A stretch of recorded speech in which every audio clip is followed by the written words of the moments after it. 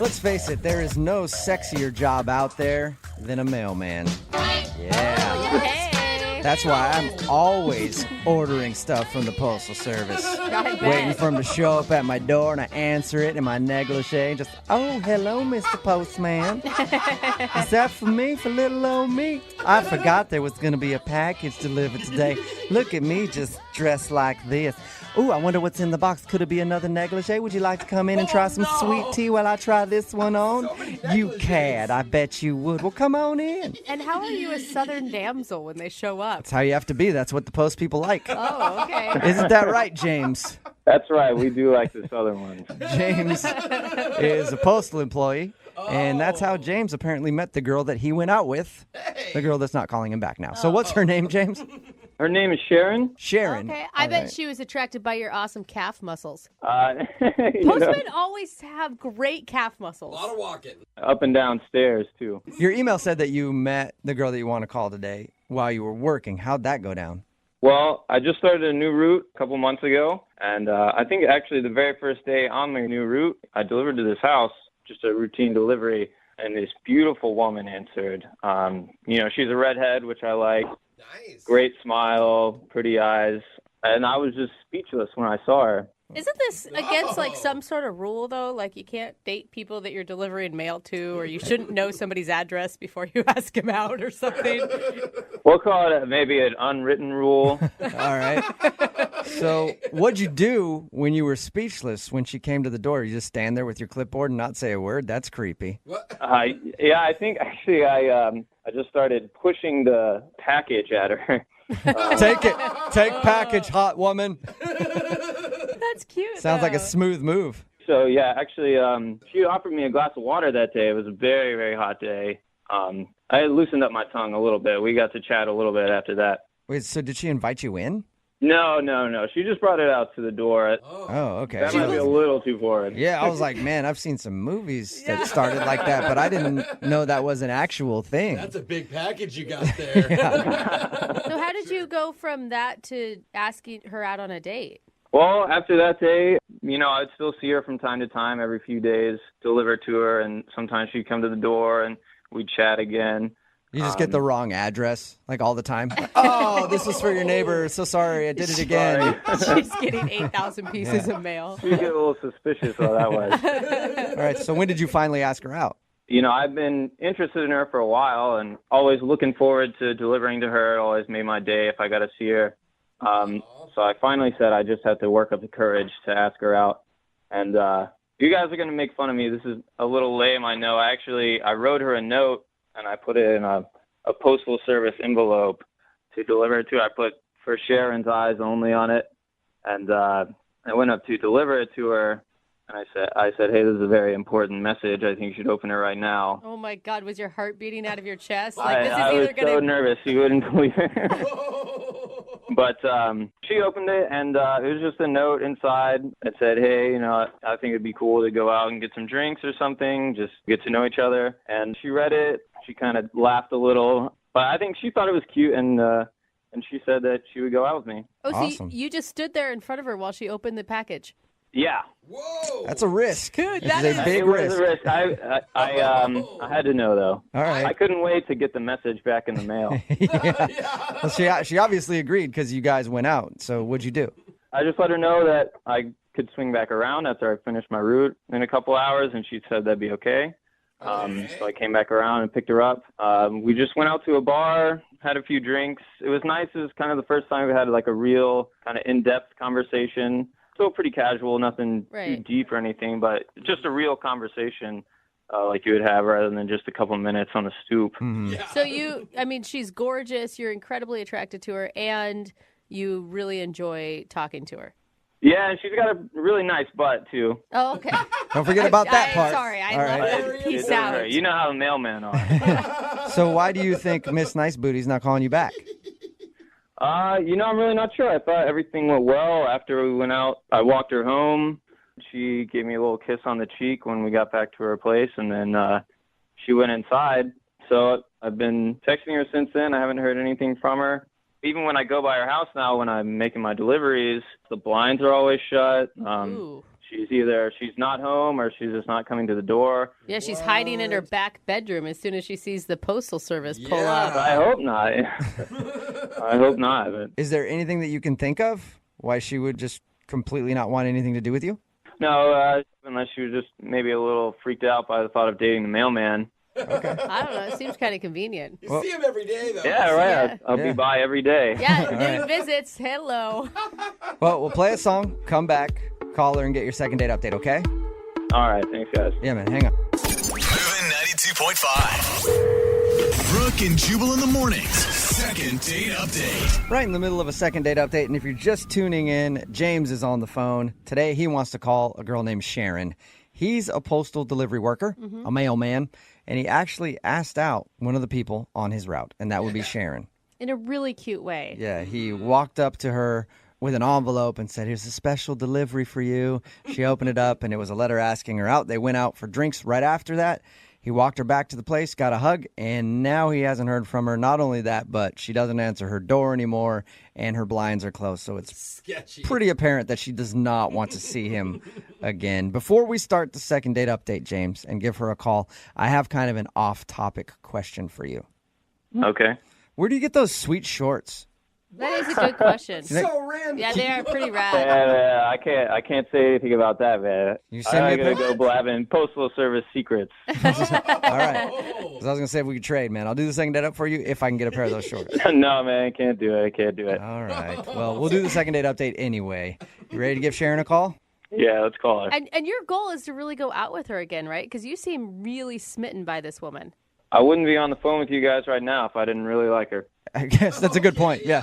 I emailed the radio station to do a second date update, but nah, I don't really care about it. Some people, some people just want to know what they did wrong, okay? I'm saying you want more than that. Yeah, I would just really like to see her again. I thought we had a lot in common, and you never know what can happen in the future, so I was just hoping I'd get another chance to explore that. Okay. Well, here we go. I'm dialing her phone number right now. All right.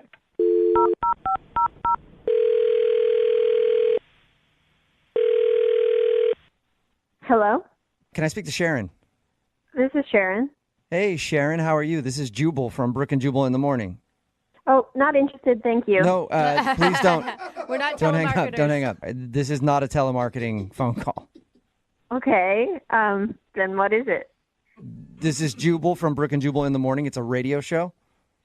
Okay, I'm still not interested. No, we're not trying to sell you anything or do a survey or anything like that. I actually am calling you because somebody that you know emailed us and asked us to call you. What? Yeah. It's kind of crazy. His name is James. Oh, Mm-hmm. And I'm assuming you know who James is. yes, I know who James is. He's the mailman with a heart of gold. Mm-hmm. She doesn't. I doesn't sound like you agree with that statement there, Sharon. So James emailed us because he wanted us to talk to you. He told us how he asked you out and you went out on a date with him. And he really liked you, but for some reason you're not calling him. And now when he goes to your house, your blinds are closed and you don't answer the door. So he was hoping maybe we could find out why. Oh, listen, I'd rather not talk about it. Is there anything that you can tell us? No, I just don't want to embarrass him, and it's just kind of private information, so. If it's embarrassing for him, he wants to know. Right. And you got to put yourself in his shoes. I mean, this guy likes you. He spent weeks working up the courage to ask you out. He finally does it. You guys go out, and now you won't even answer your door. So you guys just want to know why I've been avoiding him? Well, he wants to know too. We all want to know. Everybody wants to know. Okay. I wouldn't have even really gone out with him, honestly, but he wrote this really sweet letter and it kind of put his heart out there, and so I said yes, and I guess it would have been fine if he hadn't really just crossed the line. Wait, why wouldn't you have gone out with him prior to that letter? I don't know. It's the mail guy, you know? Yeah, so you just don't think of him as an option, maybe? Yeah. I don't know. Isn't that kind of weird to date your mailman? Because then they're still coming to your house. Yeah. More importantly, I want to know what you mean by he crossed the line. Yeah. What did he do? Well, we went on a date, and after that, everything was fine. But a couple days later, I found this note in my mailbox, and he had opened my utility bill and saw that it was late, and so he paid it for me. What? Whoa, that's Wait, hold Yeah, on. I'm That like, is- sweet. You don't like that, though? You guys, that's a federal crime. Yeah, well, that's what I thought. I was, I saw it and I was like, I think this might be illegal for him to do this, and this is his job.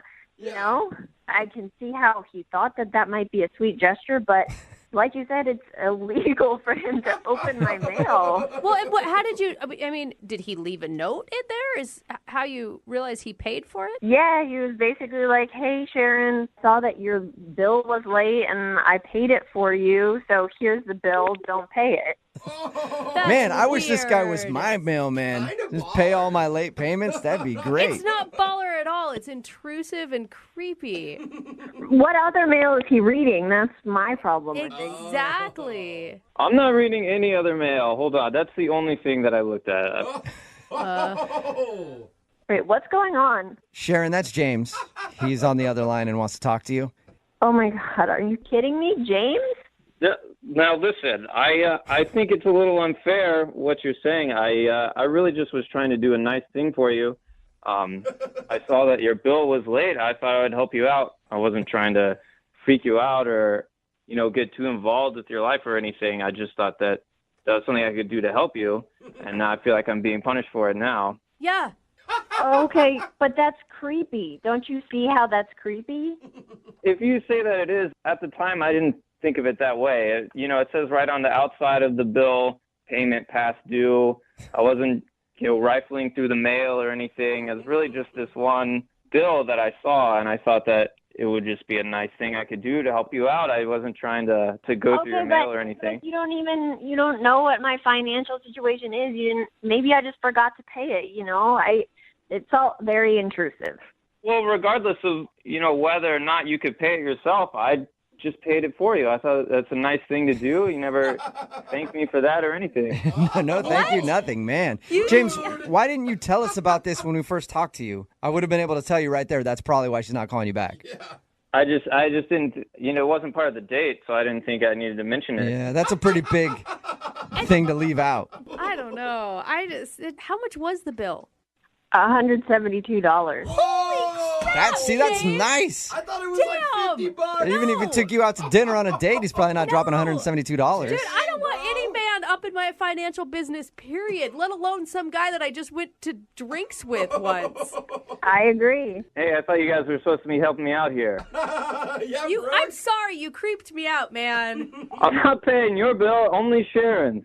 Only Sharon gets her bills paid. It's a good point, James. I understand now how you may have thought it would be a sweet gesture, but it just really freaked me out. I mean, who's this guy that's going through my mail and paying my bills for me, Well, yeah, really, there's no hidden agenda here or anything. I was really just trying to do a nice thing. Maybe I went about it the wrong way, but my intentions were certainly good. All right, well, Sharon, can you at least see what he was trying to do? Maybe it's a little misguided, but he's trying to be nice.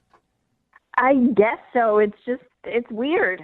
Yeah. I'll agree with you on that. But Sharon, would you like to go out with James again on a second date? We'll pay for it. Oh, man. So that James doesn't have to, and you don't have to worry about where the money came from. Sharon doesn't have to pay for anything these days. Sharon's got it good. Well, Sharon, I'm sorry. I clearly have overstepped my bounds. It's not something I intended to do. I just thought that you were such a kind person to me, such a genuine person, and I thought that you were someone I'd like to get to know, and just thought that maybe I could pay that back a little bit, do something kind for you. And that's really it. I just, I didn't go through any of your other bills. I didn't want to pay any of that. I really was trying to help you out one time. I thought you seemed like a great person. I just wanted to get to know you more. okay, that was pretty sweet. I'll give you that. I So know, what do you I think, agree Sharon? with you on that one. Even though it's a weird move, would you like to go out with him again? A weird illegal move. I want to give you a second chance, but can we just forget that this whole thing happened and you never pay any of my bills ever again? Whoa. Actually, we could take it a step further. You could just pay me back the $172 and then wipe the slate clean. You want to do that, Sharon? You want to reimburse him? I mean, we don't have to go that far. All right. Well, Yes. James, congratulations. You got your second date. All right, thank you. I don't Yeah. know how you And- managed to pull that off. That was impressive, James. No more. Everybody likes the mailman. Right. Yeah, they do. No more going through people's mail at all, man. okay? Even if it's in a way to help them out. You know, when Christmas comes around, I'm not even going to pick out the Santa Claus letters. Good. I'll just throw them all in the trash. But perfect. Even better. Brooke and Jubal in the morning. A lot of people texting in at 78592 right now. They would like to go on a date with James Yeah. from the second date update. If you missed it, James is a postman. Mm-hmm. He actually asked one of the women on his route out on a date.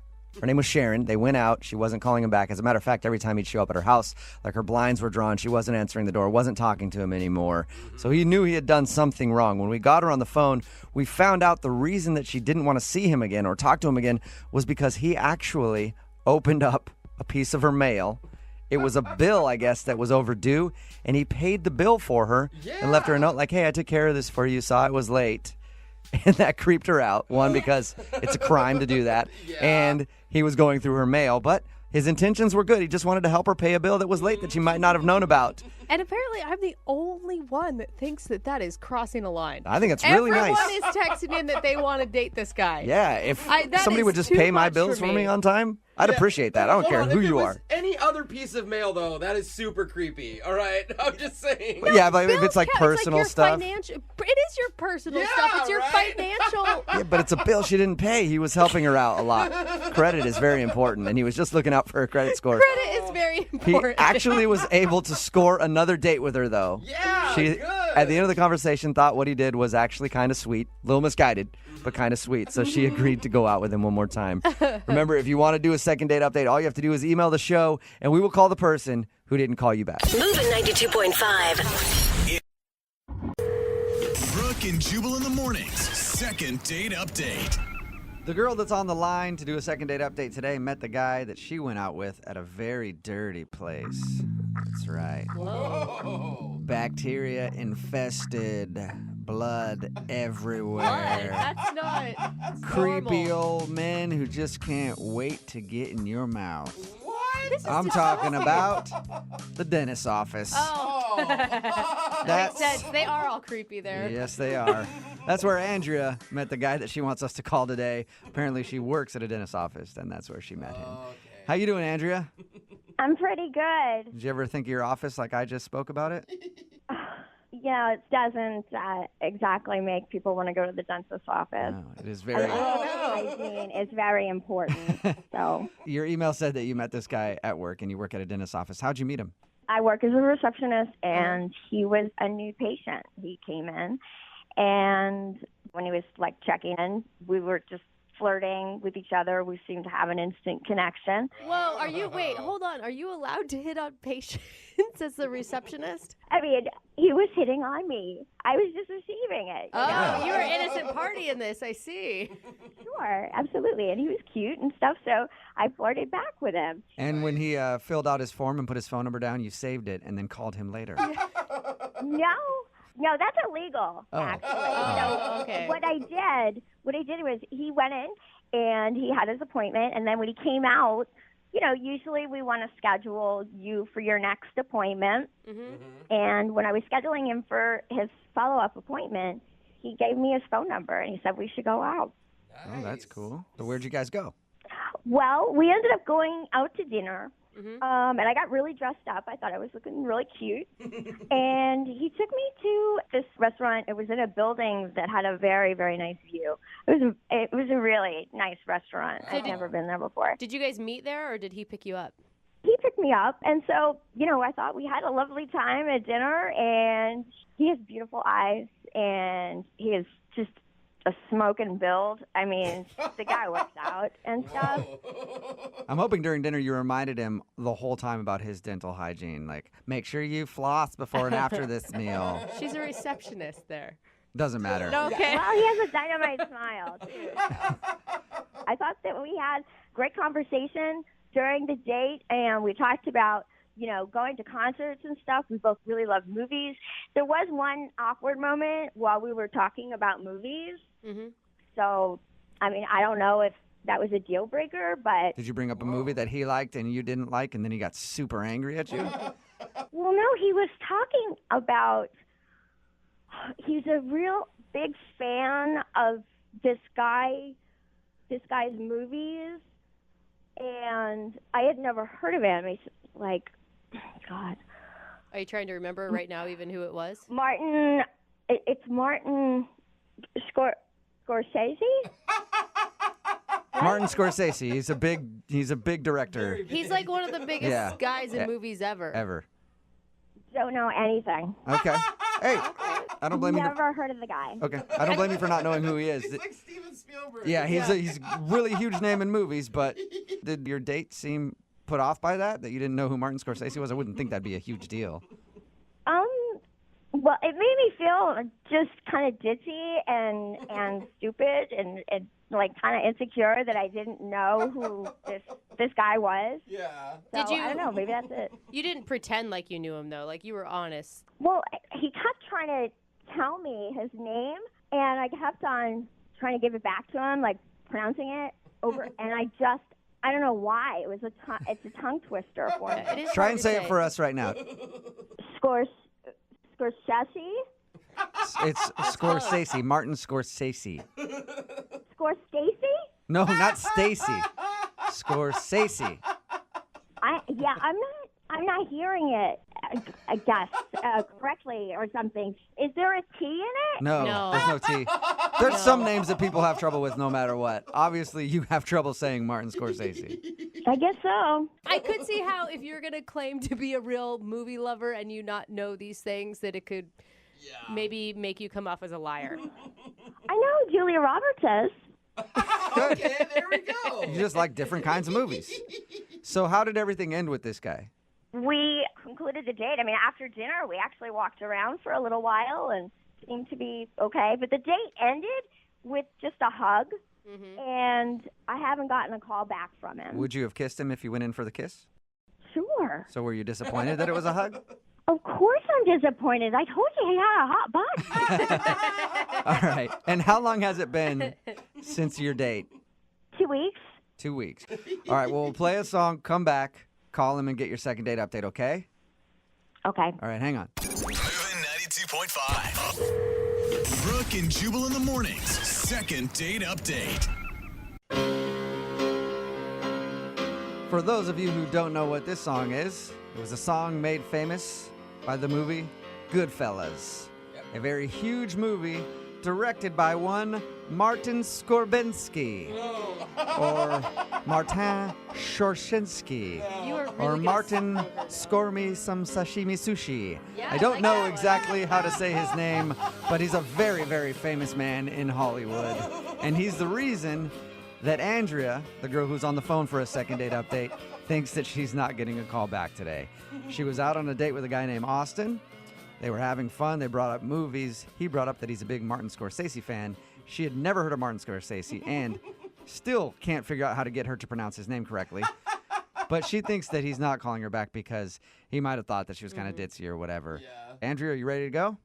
I am. Have you figured out how to say the name yet? Scorsese. No. No. That's a mixture between him and Patrick Swayze, who is no longer with us. Anyway, we're getting closer to you getting it correct. All right, I'm going to dial the phone number right now and see if we can get him on the phone. Here we go.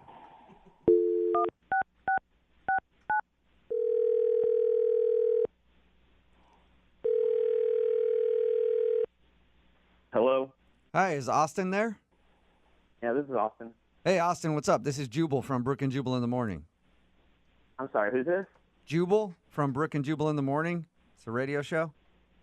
I think you probably have the wrong number. No, I don't think I do. I think I'm talking to the right guy. No, I honestly don't know who you are. I think you've got the wrong number probably. No, I think I have the right number. I think I really need to speak with you about something. All right. What does a radio show need to talk to me about? Well, it's about a date that you recently went on with one of our listeners. Her name is Andrea, and she actually emailed us asking if we could get you on the phone. Are you kidding me? No, I'm not. Emailed a radio station trying to get me on the phone? Yes, it's a segment we do on our show called the Second Date Update. Andrea is wondering why you haven't been returning any of her phone calls. Wait, emailed you and asked you to call me to ask me why I didn't call her back? Yes. Like, this is something that you guys do for your listeners? Yep, it is. It's kind of a public service for them. And it's a learning situation. You know, they get to hear what they did wrong on a date so they don't hopefully do it again. And she really wanted you to call me? Mm-hmm. Because she likes you. Should she know why you're not calling her back? Is it something that should be obvious to her? I don't know. I don't think it would be obvious to her, to be honest with you, no. Okay, well, she seemed nice when we talked to her about the date. Oh, she's perfectly pleasant, and Okay. I think she's a nice girl. Are you just not attracted to her or something? Yeah. She's very attractive. You know, there's just, again, there was just some weird things that happened on the date that just made me not feel like we really should hang out again. Can I tell you what she thinks it is, and you tell me if I'm right or wrong? Sure, if you want to go ahead, that's fine. She thinks that you're not calling her back because she didn't know who Martin Scorsese is and can't pronounce his name. I mean, yeah, it was, honestly, it was pretty wild. Like, all right, maybe you don't know him, but you at least know some of his movies. You know, like Gangs of New York's pretty recent, or The Departed won an Oscar. You know, at least pronounce his name right after I teach you. Come on. Yeah, it's usually pretty easy to say a name after you've heard it. Oh, when give we her a talked to break, her, you guys. when we talked to her, we tried to say it to her too. She still couldn't get it. Yeah. I always, But she thinks I mean- she thinks that's why you're not calling her back. but come on, Is that that the can't be a reason? reason. She can't pronounce a No, name. I mean, it was pretty strange, but it's not the reason. Okay, can you tell us what the reason is then? So, all right, so I take her to this restaurant, and it's a pretty nice restaurant. We get brought to our table, and the waitress pulls out the chair for her to sit down at the table, and she hops up on the chair, like feet on the chair, standing on the chair in the middle of the restaurant. And I'm like, what the hell are you doing? Did you say she like stood on the chair? Yeah, like literally put her feet, like stood 3 feet over everybody who was standing, stood on the chair because she said that the view from up there was breathtaking and she needed to take a picture for Instagram. So she Wait, so View she- of stood the on the chair and took a picture of like the restaurant room with like some windows in the background showing the view that we could see. On her, from standing on her, like it was embarrassing. It was one of the most embarrassing things. This is an expensive restaurant we went to. maybe she's never been to a nice restaurant before and she was just like shocked to be there. And I'd didn't be embarrassed to be there with her standing on the chairs at a McDonald's. Yeah, I guess you're right. I don't know. I was trying to help justify it for you I somehow. think that it's cute. She gets excited about beautiful things. No, and I agree. Like if Andrea had only done it once, that would have been one thing. But What? like, this odd Instagram behavior just kept happening and happening. For example, we're leaving the restaurant and she stops in the middle of us leaving. It's like, I really need to take a picture with this view in the background. So she like literally basically throws me her phone and runs over to the window and she gets into like this weird like yoga pose basically where she's got her leg behind her head and she's grabbing it with the other side arm and I'm standing, I basically am sitting on someone's table while they're eating trying to take a picture of her for Instagram doing a yoga pose in a restaurant in front of these windows. Like I said, it was weird. I don't want to go on a date with someone and be their professional Instagram photographer. Come you know on. what I'm saying? You don't want to add that to your list of job duties that you can do? Like special skills section on your resume. I'm a photographer. Maybe if she was going to pay me for it, but the fact that I'm paying for dinner, I'm picking her up, we're going out on my dime, and I'm also her photographer for her pictures by herself. Give me a break. I don't need this in my life. You know what else is kind of annoying? What's that? She's actually on the other line listening right now and wants to talk to you. That's not funny at all. Andrew, are you there? I am. Oh, my God. This was pretty Austin, shady, I mean, guys. really, Austin, you have a problem with the fact that I like taking photographs? You know, I like taking pictures of my Instagram. I have a lot of fans on there, and I'm kind of known for doing poses in different places. I mean, that's fantastic news, but I mean, we were out on a date. I figured you could maybe focus on our date rather than your Instagram followers who you don't actually know. Like, if you're going to show some interest in someone, at least sit there and be a part of what's going on rather than thinking about, well, how can I best interact with these strangers on the internet? Like, Yeah. He has a really good point, Andrea. People that follow me on Instagram, they like to know what I'm doing, and so, you know, I share it and stuff, and they like it. Andrea, at one point, you handed me your phone and took my phone so that I could take a picture of you looking at a phone in front of a brick wall. Shut up. That is not true. Did that you really happen? do that? It 100% happened. It made no sense. She was looking at my phone with me taking a picture of her phone so she could post herself looking at any phone in front of a brick wall on Instagram. Andrea. It was a great picture. It got like 400 likes. I'll That's tell pretty you, good. It got one unlike from me. I did not like taking it. Andrea, I don't think that's the point. Like, if he spent his entire time on his phone or maybe even doing his hobby while he was on a date with you, you would have found it incredibly rude. Yeah. Well, I mean, we talked about a lot of different things. I mean, we had a whole discussion about movies and how much we both love movies. You're going to bring up the movies again? You're going to bring up the movies? I thought we had a nice conversation about movies, but I guess not. It was fine. Again, the whole thing was just fine. Andrea, you don't see how it could be a little bit annoying that you're taking pictures every 5 seconds and making him basically your hired photographer for the evening. Instagram is the wave of the future, and if you're not on Instagram, then you're not a part of the future. So that really sucks for you. Oh, I think you work for Instagram. This is ridiculous. Oh, gosh. Well, you know what, Austin, I would love to ask you this question. Would you like to go out with Andrea on a second date? We will pay for it.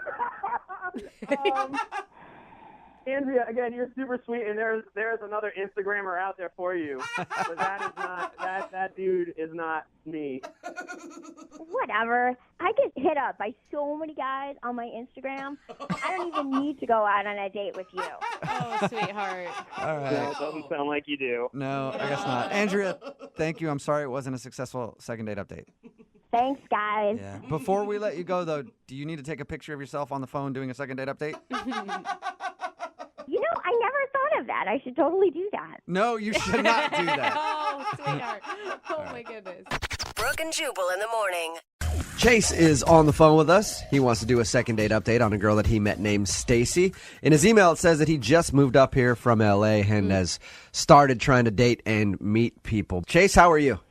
Great. How you doing? Good, man. So you just moved up here from L.A. How long you been here? Oh, about 3 months. 3 months, okay. And have you gone out on a lot of dates with Washington girls yet?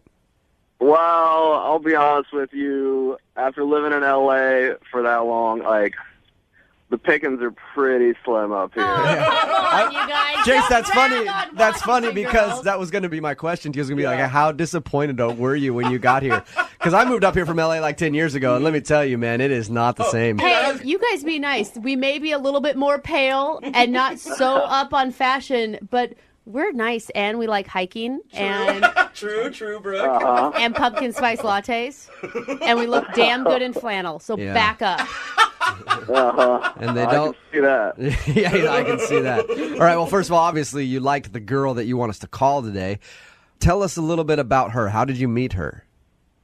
Well, my boys and I were out at a bar, and we're just getting ready to leave, and I spotted this girl, and I swore I forgot I was in Seattle for a second. This girl was, well, in LA maybe like a solid 7. Yeah. But here in Seattle, definitely a 10. Seattle 10 is an LA 6.5, 7. Yeah, she gotta be a solid 7, I'd say. You didn't tell her that, did you? Like, hey, you're a 10 here, but you know. No, I was saving that for the second date. Yeah. Okay. To go like, hey, Man. I just moved up here, and you know what? You'll do. So he went up and talked to her and asked her out, obviously. What'd you guys do for your date? I don't mess around. So, first date is always 5-star, surf and turf. Wow. I take care of them, So I dropped a fat stack on dinner. We had a great time, all the works, everything, wine and dine. Do you brag about how much money you're spending on dinner throughout the night as well? I mean, they know. I make it very clear. If you're taking her to a place that's nice, she probably knows how much it is. I personally think you should throw it in her face, but hey, that's just me. It's just kind of how I do things. So, did she like dinner? She loved it. I mean, she was willing to go to a second location with me, so clearly she was into it. Was the second location your house or her house? No, it was a warehouse. I'm building out into a nightclub. Okay, that's kind of creepy. All right, yeah. Well, you're building it out into a nightclub. I'm glad you finished with that. Just when you first said, I'm taking her to a warehouse. I was like, dude, that's not appropriate behavior on a first date. So you're building a nightclub. Yeah, well, women like men with a future, with prospects. So I wanted to show her, I'm a professional. I will say, I think it's nice when you are excited about something and you share your passion. What was her reaction at the nightclub or the warehouse? Funny you say that. It was a little weird because she seemed a little nervous before we walked in and she saw the build out. Yeah, she sees the outside of a warehouse and is like, I don't want to go in there with you. Yeah, she seemed a little off. But, once we got inside and she saw that I knew what I was doing, she saw that I'm a professional and I'm successful and I'm serious about what I do. I have passion. Okay, so you're kind of trying to show her that if she dates you, you're not just some loser and you have a good job and you're trying to open a nightclub. Yeah. Were you really cocky about it though, or were you just like, hey, you want to check out this nightclub that I'm trying to open? I mean, it's hard to show somebody something like a nightclub and be shy about it. You know what I mean? Like, I put a lot of money and a lot of work into this. Yeah, it's just strange. It would be like me bringing a date to my place of business, right? Yeah, but you're on the radio. Like, if you took me to a radio station after our first date, I would think that was a little bit weird. Yeah. I'm a promoter. No, you know what? Part of the nightlife. It's true. If you're opening up your own nightclub or restaurant or something, that's cooler than being like, hey, you want to come see all the buttons that we have in the radio studio? Yeah, right? That I would, if I were on a date with you, Chase, and you took me to your place that you're opening up, I'd be interested in seeing that, because it's kind of interesting to see how these things are built. Yeah, I mean, she seemed to enjoy it. She seemed really enthusiastic about it. I mean, that's kind of why I'm confused why I haven't heard back from her. Okay. How did the evening end? We kissed at her doorstep, and, I tried to get inside, but she said maybe another time. And, okay. But she did say maybe another time. Yeah, I mean, she seemed sincere, but, 5 days later and 7 texts, and, I haven't heard from her. You haven't heard anything? Not even like, hey, I just am busy? Not a word. All right. Well, we'll play a song, come back, call her, and get your second date update, okay? I appreciate it. All right, man. Hold on.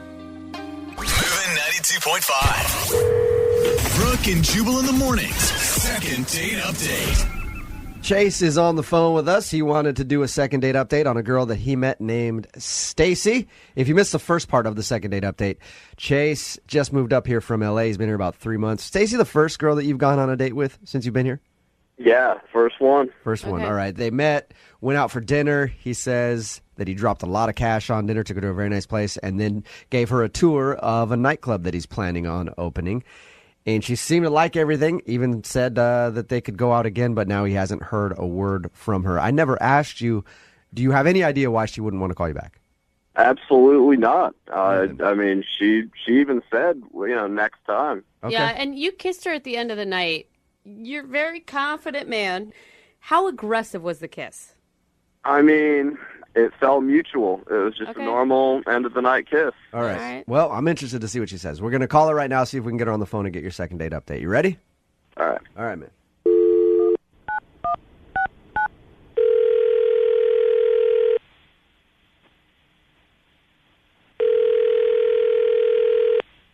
Hello? Hi, is Stacy there? This is Stacy. Stacy, how are you? This is Jubal from Brooke and Jubal in the morning. Oh my gosh, I'm good. I listen to you guys every day. I'm good. Nice. You do. That's cool. right. A lot of times we call people and they have no idea who we are. No, so I that's love you. good. Love you. Sweet. So have you heard a second date update then before? Yeah. You have. Awesome. Uh-oh. That's exciting news for you because you're about to be the star of one. What? Yeah. You recently went out on a date and that person emailed us to call you. Are you guys serious? Yes, I am. His name was Chase. Oh my gosh. You and him went out for a nice dinner and then he took you for a tour of his nightclub that he's opening. Yeah. Did you like Chase? He was a nice guy. Okay. That is so You don't sound not like you true really at all, liked him that Stacey. much. He says that he can't get you to call him back and he wanted us to see if we could get you on the phone and ask why. What's the reason that you're not calling Chase back? Is he on the other line? Stacy, why would you say that? Stacy, if you're that familiar with the show and I tell you that he's not on the other line, are you going to believe me? No, I know you. I'm not going to believe you. You are a smart girl, Stacey. Well, like her. Stacy, okay. So you know how the second date updates work then, yes. Chase is on the other line. I'm not going to bring him up, though, until you tell us what the problem with Chase is. Okay. He's kind of an LA guy. Okay, what do you mean? That's a nice way to put it. What do you mean by that exactly? I don't know. He's kind of like a name dropper and, thinks he's really cool. Right. He's from LA. Okay. Yeah. So was he dropping names on your date, actually? Yeah. Was it like That's awesome. Was it like famous people he knew, or? I mean, he said he knew them. Yeah. What names was he dropping to you? Who does he say that he knows? Yeah. Oh my gosh. He said that he helped produce Chingy's album. Chingy, like the rapper, like right there? I had to Google him. I didn't know who Chingy was. Okay. So he helped produce Chingy's album. Yeah. All right. Did he drop any other names for you too? Oh my gosh. He was like, when I get bored, I call up Ludacris to go race go-karts. Wow. Oh, that's really funny. If he really does go call up Ludacris when he's bored to hang out, that's pretty cool, actually. That's a good name drop right there. So it didn't impress you, though, none of this? No, it was annoying and weird. I mean, he'd be like talking about something, and then he'd just bring up some random celebrity. That's awesome. Oh, great. What? Okay, wait. I get that that's obnoxious, Stacey, but why'd you kiss him at the end of the night then? I just wanted him to go. Oh, You're like, whatever, I'll kiss you if you just leave. Shut up. Did he name drop after he kissed you, too? Like, I remember I was helping Winona Ryder research a role, and we kissed pretty much the same way. It was pretty nonstop. All right. No. Well, Stacey, you already know he's on the phone, so I'm going to punch up his line right now and let you talk to him, okay? Do I have to? Yes. Yeah. I want you guys to talk it out. Chase? Yeah, hey. Hi. Are you as big of a name dropper as she says, Chase? No, I mean, I know some people, but I mean, they're my friends. Like it's not name dropping if you know them. Oh yeah. No, Chase, it is. I mean, sorry to burst your bubble, but like it was really annoying. You don't know all those people. Yeah, I do. Look at the credits of Chingy's album.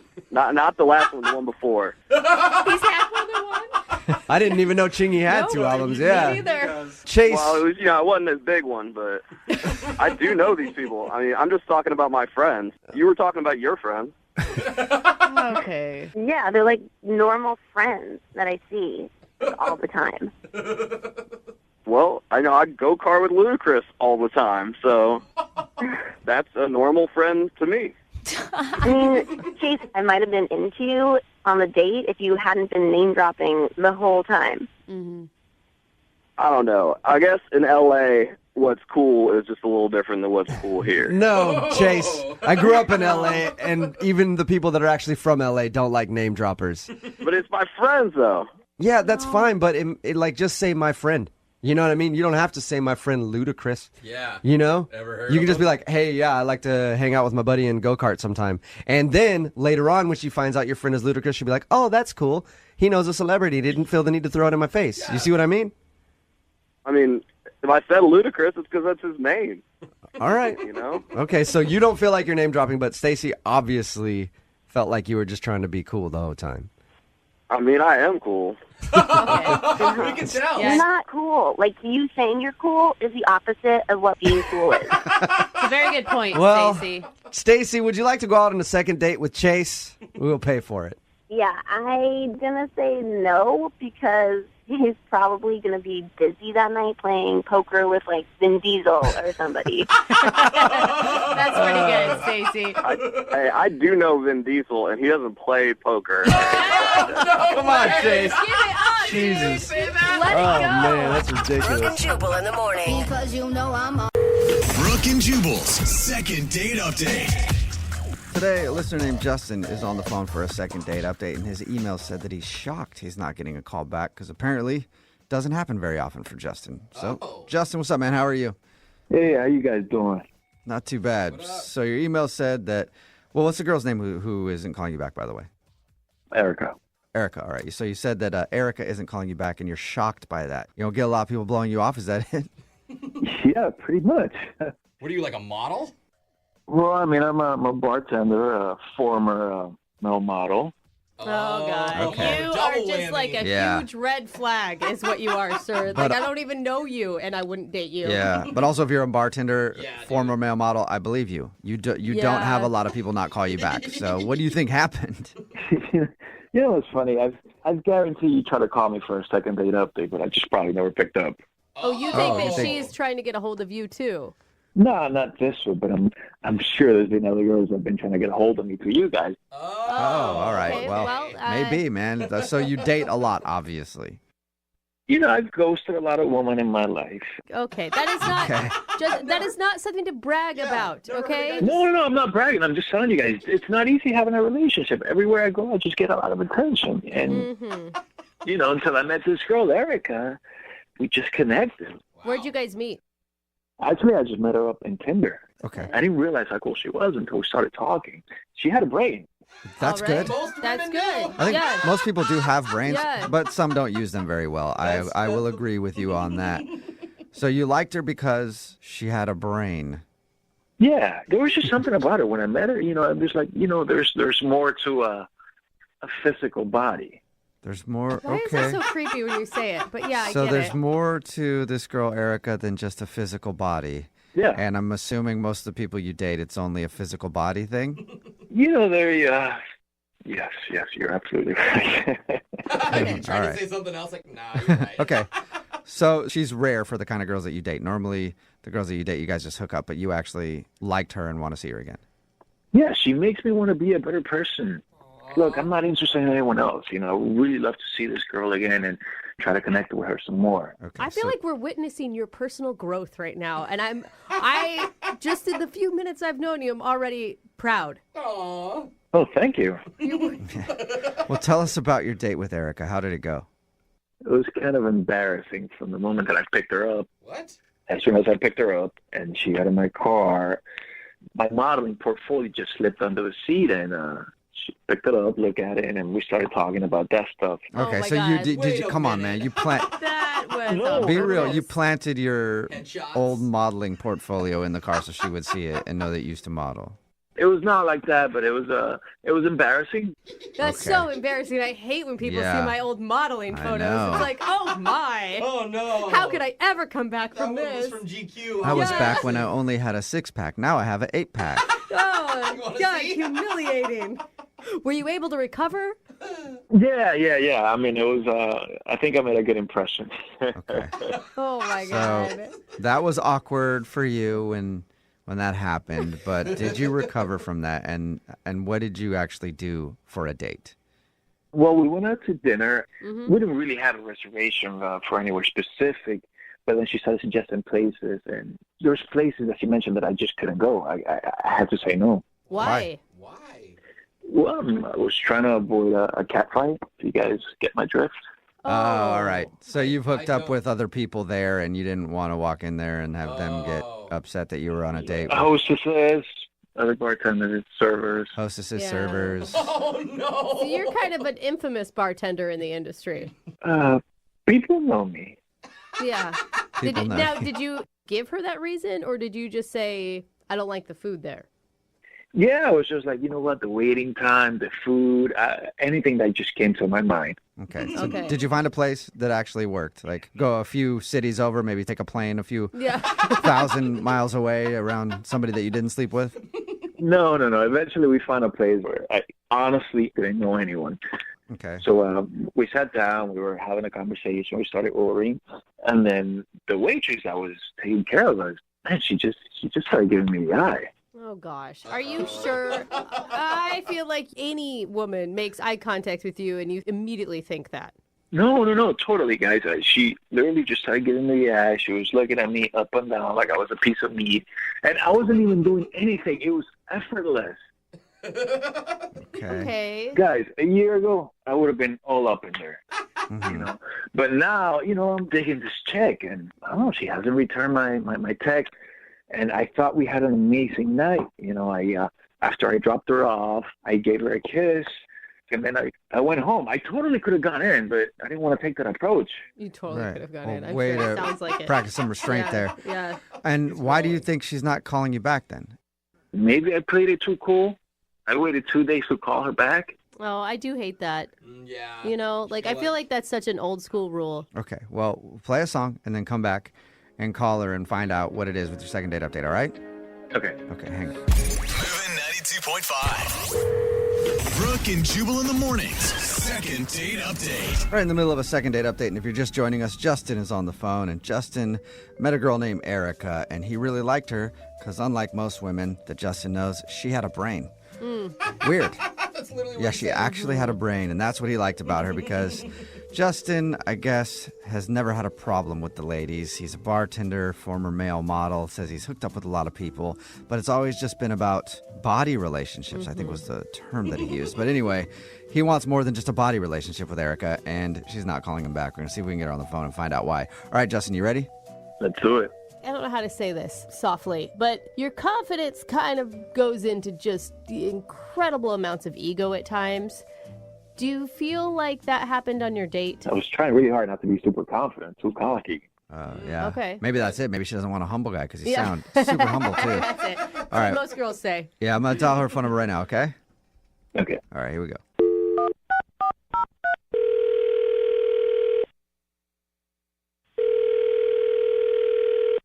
Hello, Hi, may I speak to Erica? this is she. Hey, Erica, how are you? This is Jubal from the radio show Brooke and Jubal in the Morning. Hi. Hi. I'm fine. Good. Me too. I'm all right. You didn't ask, but I just told you. What's going on? I don't know what is going on. What is this? Why are you calling? Well, Brooke and Jubal in the Morning, it's a radio show, and we do a segment on our show called the Second Date Update. It's where if you go out on a date with somebody and then end up not calling them after, they can email us to get you on the phone and ask what happened. And we actually got an email about you from somebody who listens to the show. What? Yeah. Yeah, kind of crazy. Got any guesses? No. Been out on a lot of dates recently? Well, no, but I mean, it wouldn't be like Justin. Oh my God, it's Yes, dawning on you. it would Did you be hear Justin. that? Justin emailed us and told us a little bit about your date, but he also Oh said my God, you got to be kidding me. no. He also said that he's been trying to get a hold of you and you won't text him back. No, I'm not calling him. And why? Well, I'm not gonna lie, it was a fun date. He's an interesting guy. He's good looking. So those are all really good things. Yeah, I mean, overall the date was fine, but interesting. I mean, there was a few weird moments, but I don't know. So no specific reason why you don't want to see him again? I do have a reason, but I don't know that I feel comfortable sharing that. Okay. Well, like, is it a personal reason for you or is it something about Justin? Both. Both. Okay. Okay. He's Well, to- Justin, whenever anybody does these, we always tell them that they need to be willing to hear whatever the other person says. So Justin is willing to hear anything bad that you might have to say. Well, it's just that he seems to know too many people, because I wasn't sure how I felt about the date. So then I showed my friends his picture, and it's like they all knew him. Oh. Knew him really well. Oh, Do like, they go- I get it. Okay. Like they hooked up with him, or Yeah. Oh. And I'm not talking about one of the girls. Like 3 of them have hooked up with him. wow, that's Man. a lot. He gets around. Wow. Yeah, he told us that he's never had a problem with women, but he also said that he liked you so much that he can only think about you and doesn't even want to think about any other girls. Yeah. But apparently your friends might think about him from time to time. I have a solid group of friends, and I can't be the 4th girl in my girl group to hook up with him. That's just crazy. I mean, when we talked to him, it sounded like he wants more than a hookup from you. Yeah. Like he felt like he had an awakening of how he should really be in a relationship after he met you. I find that hard to believe. Do you? I don't know. I was kind of convinced by it. Well, he did say he wanted to grow or Yeah. something. I mean, it sounds like he can get a hookup whenever he wants a hookup, and he's putting in a lot of effort to get a hold of you. If he just wanted a hookup, he could have had that already with somebody else. Yeah, he seems to have a good history of it. Yeah. So you definitely, so that's what it is. You don't want to be the 4th girl in your friend group my who has hooked up with Justin. Obviously, he sleeps around a lot, and I don't need that. So I think it's best just to not call him. Okay, that seems pretty straightforward. Well, Erica, I do have to let you know this before we let you go. Thank you for being honest. And now I have to be honest because Justin is actually on the other line listening and wants to talk to you. So we've kind of... yeah, we've also hung out with Justin a bit. Hi, Erica. Hi. All right, listen, I haven't met any of your friends. I don't know who they are, but most likely it's the truth. I mean, are any of them waitresses, hostesses, bartenders? You got to type, obviously. He just keeps listing careers. Dishwashers. Teachers, nurses. Listen, I'm not going to lie. I was that guy. But, I'm not just trying to get you in bed. You can do that with anyone, pretty much. But I'm interested in you. They all know you from last year. All of them. Oh, dang. Last year. And Justin, don't you think that's weird? If you slept with all my girlfriends, it's just weird. Yeah. Look, it's true. I'll admit it. I'll be the first one to admit it. I'm a recovering male skank. Recovering male skank, Erica. I feel like he's self-aware.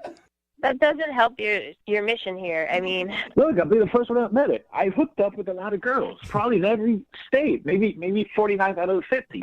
But I want to change. Whoa.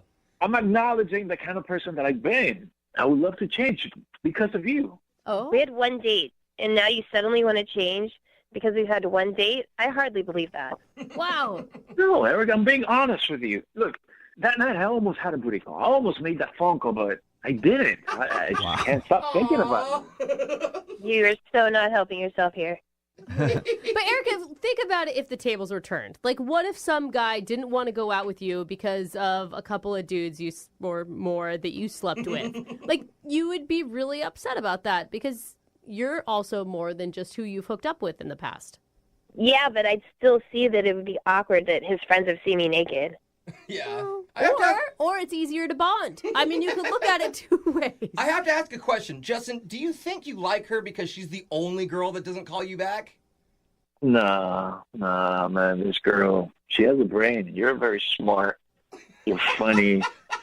You get my movie references. You're killing me, Smalls. You're killing me.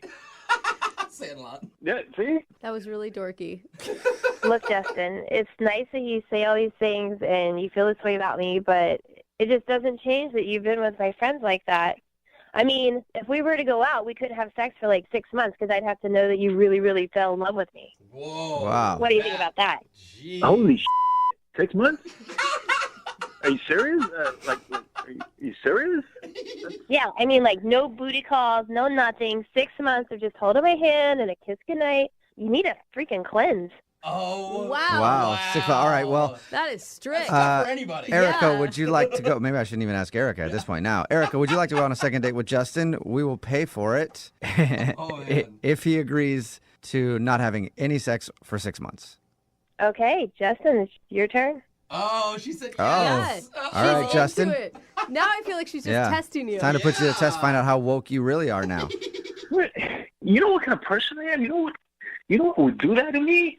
I mean, like, 6 months.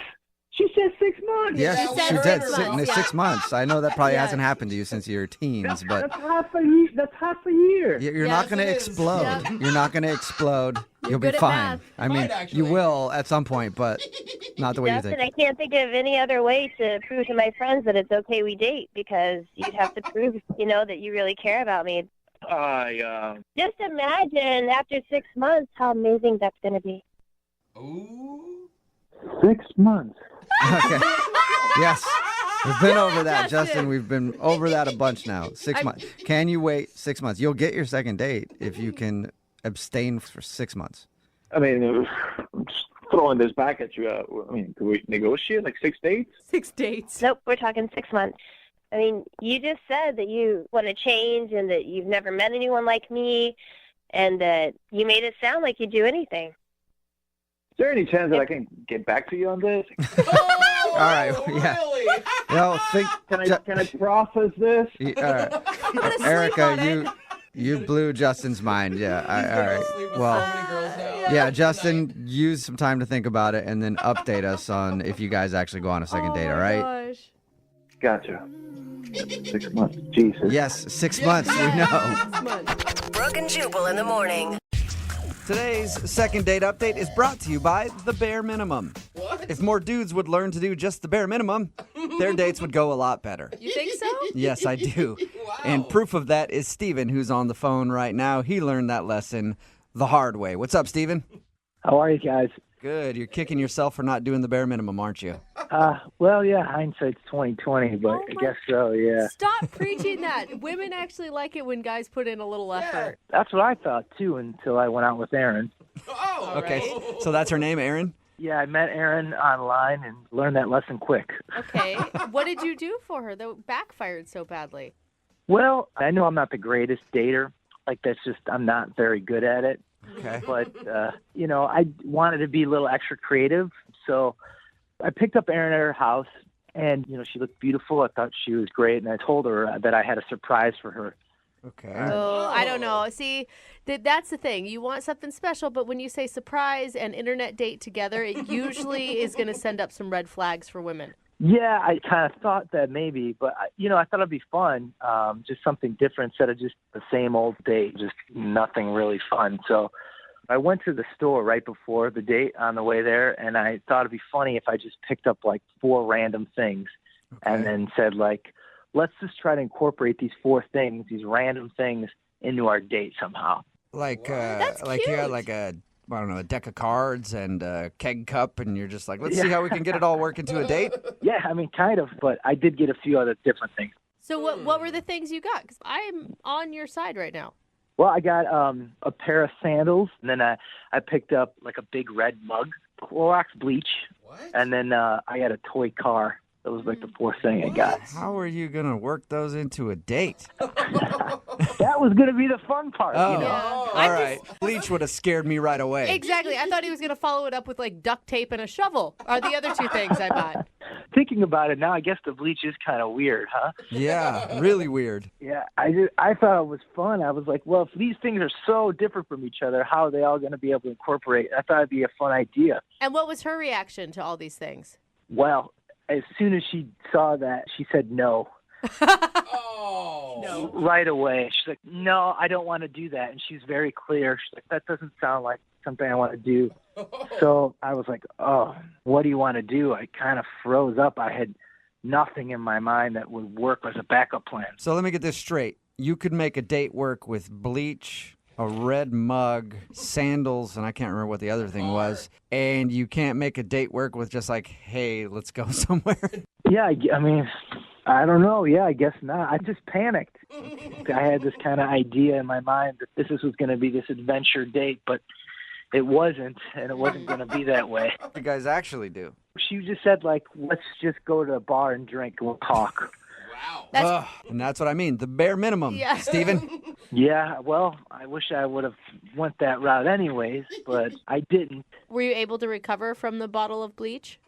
The thing was, it was tough. We got to the bar and talked, and I just kind of never really recovered from it. We just never got in a groove at all. Okay. Really, I was just in my head the whole time, and I couldn't get out of it. And I kind of was going back to just how I fumbled the ball, right away, and I just couldn't get in the groove. It was all on me. I just couldn't recover. I feel like you're being too hard on yourself. I mean, you put in some valiant effort. It sounded like, if she were willing, it could have been a fun experience. Yeah, no, I really don't think she had any fun with me. All right, well, Okay, then. that could have happened. So you're trying to get her on the phone to see if you can get a do-over? Yeah, I did try for a second date, so I did send her flowers the next day. That's nice. And I just said, thanks for coming with me, and I'd love to take you out again. And I did promise her that the second date would be a lot easier and much better. All right. And did you hear anything back from the flowers? I didn't hear anything for 2 days, and then she did text, and she told me that she was really thankful for the flowers. But it took her 2 days to write you? Yeah, it was a day. I think the flowers got delivered, and then the next, 2 days after that, or a day after that. And then I replied back to her asking if she wanted to go on that second date, and then I haven't heard anything from her since. So, Are you sure you just don't want to chalk this up to a bad experience and find another girl online? I thought about that, but I really think about her quite a bit, and I think she's great. And I think that honestly, that first date, and it was so awkward and bad right off the door. I'm hoping that maybe the second date would just kind of smooth things over and I'll be a little bit more confident in making better choices, I guess, making it a lot easier. All right. Well, we'll play a song, come back, call her, and see if we can get you a second date where you can try to do better. All right? Great. That's all I want. Thanks. Yep. Moving 92.5. Brooke and Jubal in the mornings. Second date update. You know what they always say? When life gets you down, you lay there and make excuses until somebody feels bad for you and tries to help you out. Yeah, I heard that. That's the old saying. It's catchy, too. And Steven is on the phone right now, and he got knocked down by love. In the second date update today. He went out with a girl named Erin. He actually had some fun plans to do like a weird date kind of thing. I don't really want to go into the whole recap of it, but he made plans for what he thought was a fun date, and he thought that she had a horrible time. So even after the date, he sent her some flowers, and all he got was a text back saying, "Thanks for the flowers," and then no response. So he hasn't heard anything from her since. We're about to get her on the phone and see if Steven can get some redemption. Steven, you ready? I am, yeah. Okay, and I don't want you to come out of this, Steven, feeling bad about yourself. Because, I mean, if this doesn't work out, you are a thoughtful, caring, seems like very gentle human being. And you should stick with that. Oh, thanks for that. Yeah, but I mean, I know I'm not the best dater, and I kind of screw up things a lot. So. All right, I tried to give you some confidence. Well, I'm going to dial her phone number right now. Okay, you ready? Yep. All right, here we go.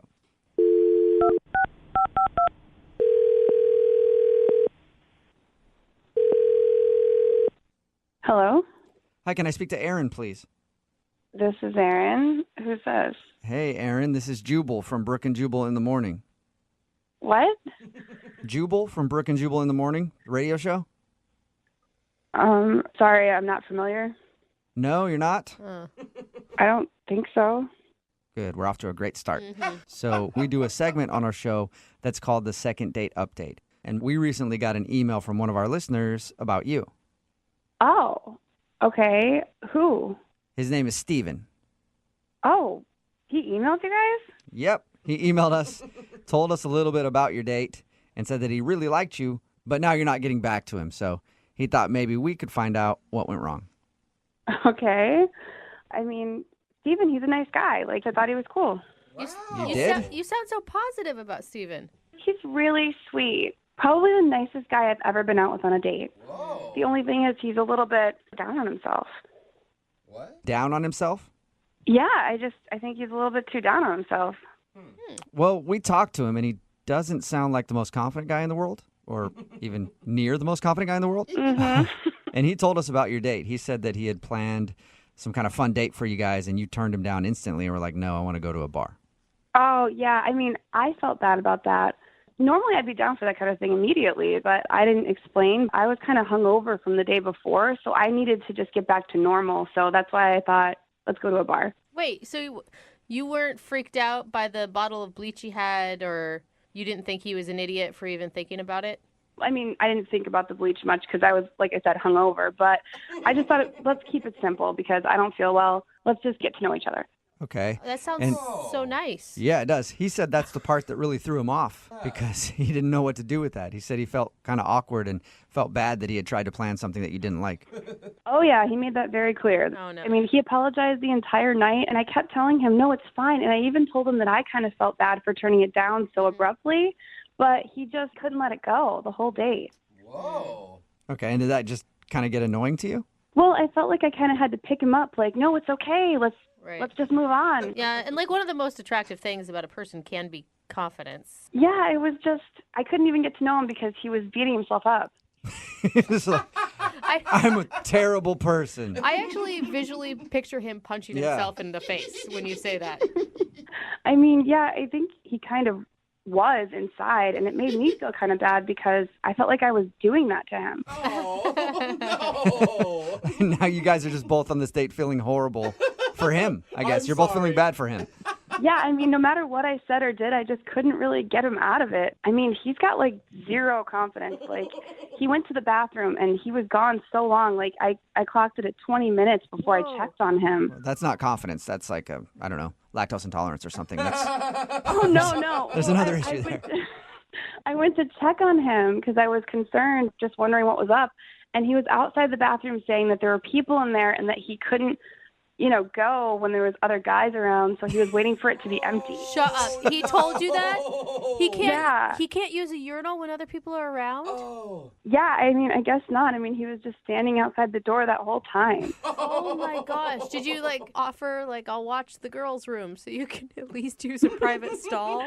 No, luckily some guy came out and he sprinted inside, and I did watch the door for him. He's like, "Can you watch the door for me?" And I was like, "Sure." Can you watch my door? I gotta pee real bad. I could see how that might be a little bit of a turn off. Not a little bit. That is a big turnoff. Yeah. Yeah, I mean, I didn't really even know how to feel. I just kind of stood outside the bathroom and watched for him, and then we finished our date, and yeah, I didn't really know how to feel about him. All right, well, he knows how to feel about you because he liked you a lot. I mean, that's really sweet. I mean, I liked the idea of him. It's hard to say, though, Okay. Well, I need to let you know, Aaron, Steven is actually on the other line listening to this conversation and wants to talk to you. What? Yeah, Steven, are you there? Yeah, I'm here. Hi, Aaron. Sorry about this. Oh, no. You don't need to apologize, Steven. Yeah, you don't need to apologize, Steven. You don't have to worry about it. No, I should. I do. I really should apologize to you. I shouldn't have called the radio station. Maybe I don't know. Maybe that was a good idea. Steven. You were wondering what was going on. I get it. Well, I do want to apologize. I'm sorry about it. Steven, what are you doing? Stop apologizing. Steven, I felt bad that I turned down your idea, for incorporating objects into our date or whatever. I would normally be down for that. I just want to be clear. I felt bad. So you don't have to feel bad. No, I'm sorry about it. I shouldn't have probably done that right away. No, you don't have to apologize. You don't have to. It's okay. Well, I don't know. I just feel bad that I'm making you feel bad about, me feeling bad. So it's I'm sorry about that. The lack of confidence is kind of endearing to me now, Aaron.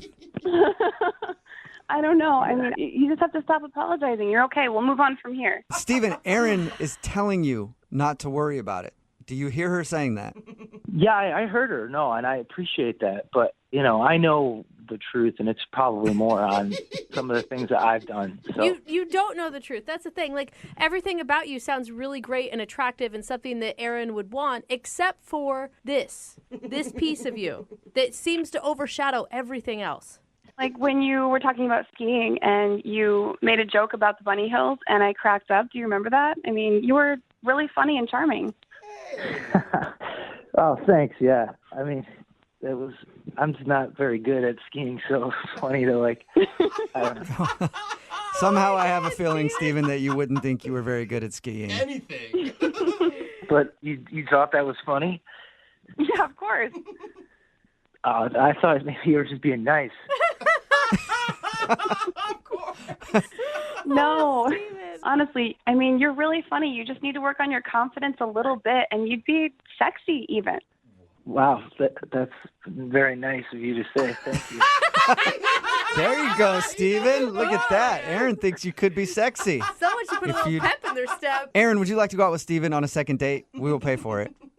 I mean, I was just trying to get his spirits up. I mean, I don't know if I'm ready to take that step yet. Come on. Yeah, I kind of figured that was probably what you were thinking, so I don't blame you.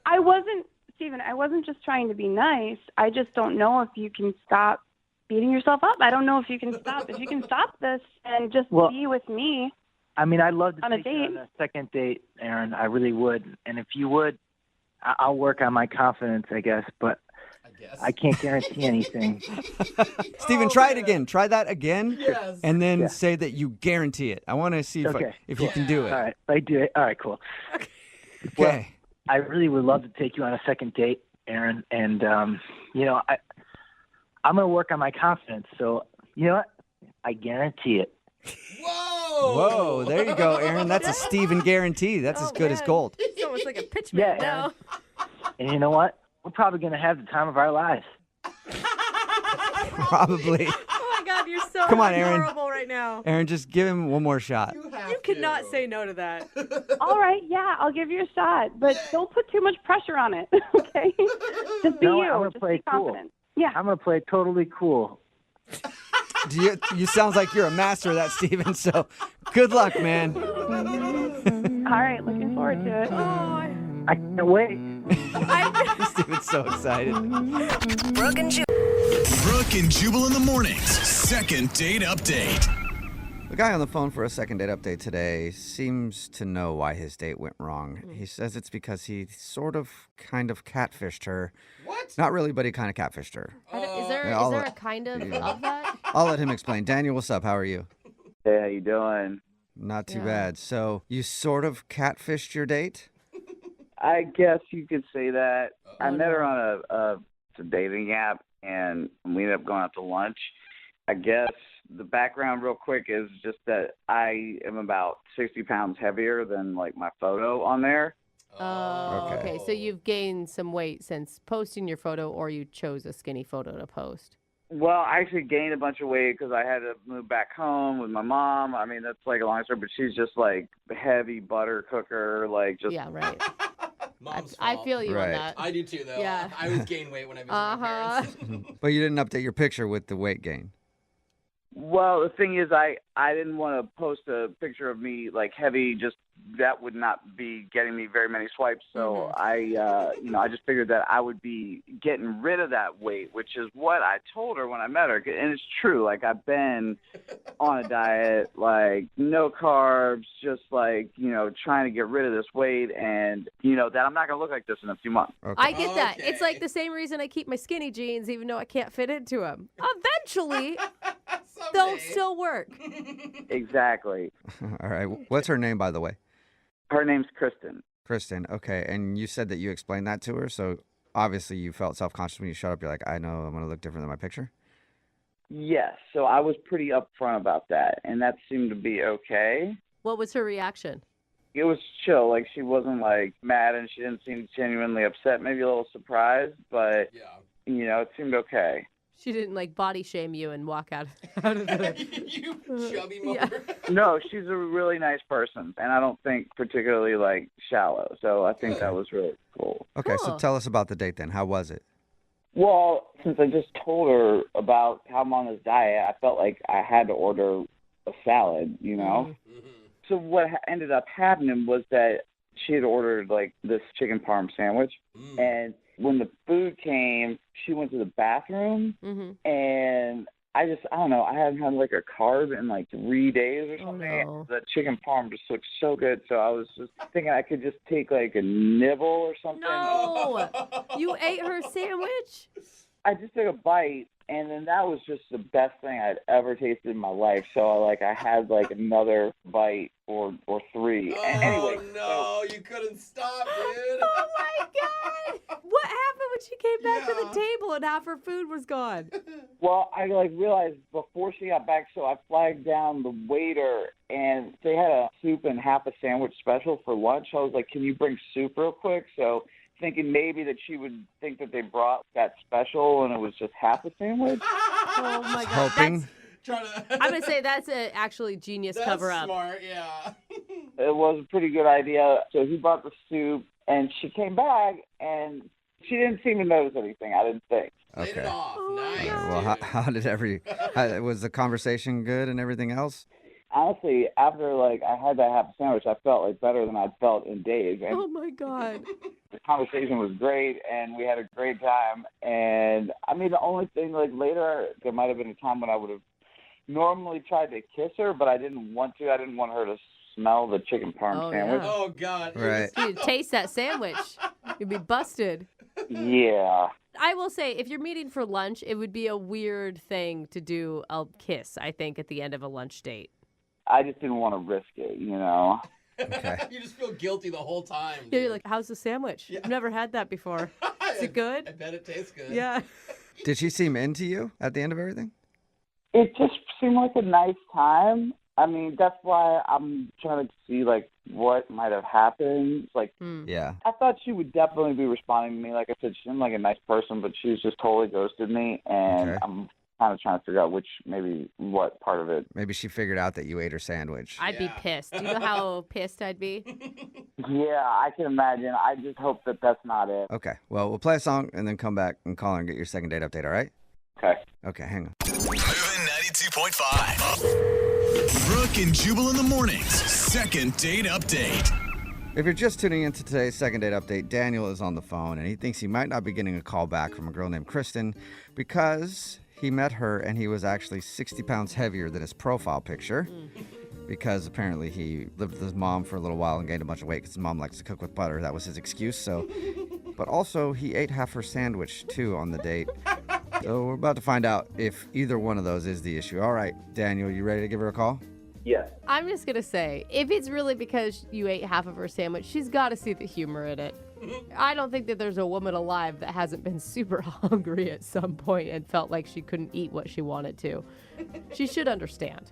I really hope so. I still feel like, wow, I shouldn't have done that. All right. Well, I'm going to dial her phone number right now. Here we go, okay? Okay.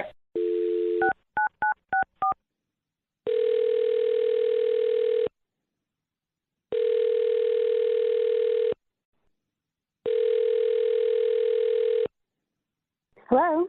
Hi, may I speak to Kristen, please? Yes, this is Kristen. Kristen, how are you? This is Jubal from the radio show Brooke and Jubal in the Morning. For real? Yeah, for real. I'm on the radio right now? I didn't say that. I just said this is Jubal calling from Brooke and Jubal in the Morning.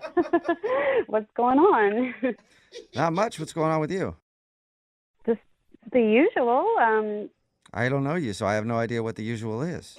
I'm actually, just taking a break from work and stuff, and I got this call and a number. Yeah. Okay, I guess I'll answer it. You sound so nervous. You're like giggle nervous. I am. I'm calling you today because we do a segment on our show. It's called the Second Date Update. That's where if you go out on a date with somebody and then don't call them back after, they can email us to get you on the phone and find out what happened. And we got an email about you from a dude named Daniel. From Daniel? Yep. Okay. You remember going out with Daniel? Yes, I went on a date with Daniel. Right. And Daniel emailed us and told us about your date. He also said that you ghosted him after and you guys aren't even talking anymore, and he wants to know if he did something wrong. He really liked you. He said that you guys had really good chemistry and lots of great conversation. What exactly do you guys know about the situation?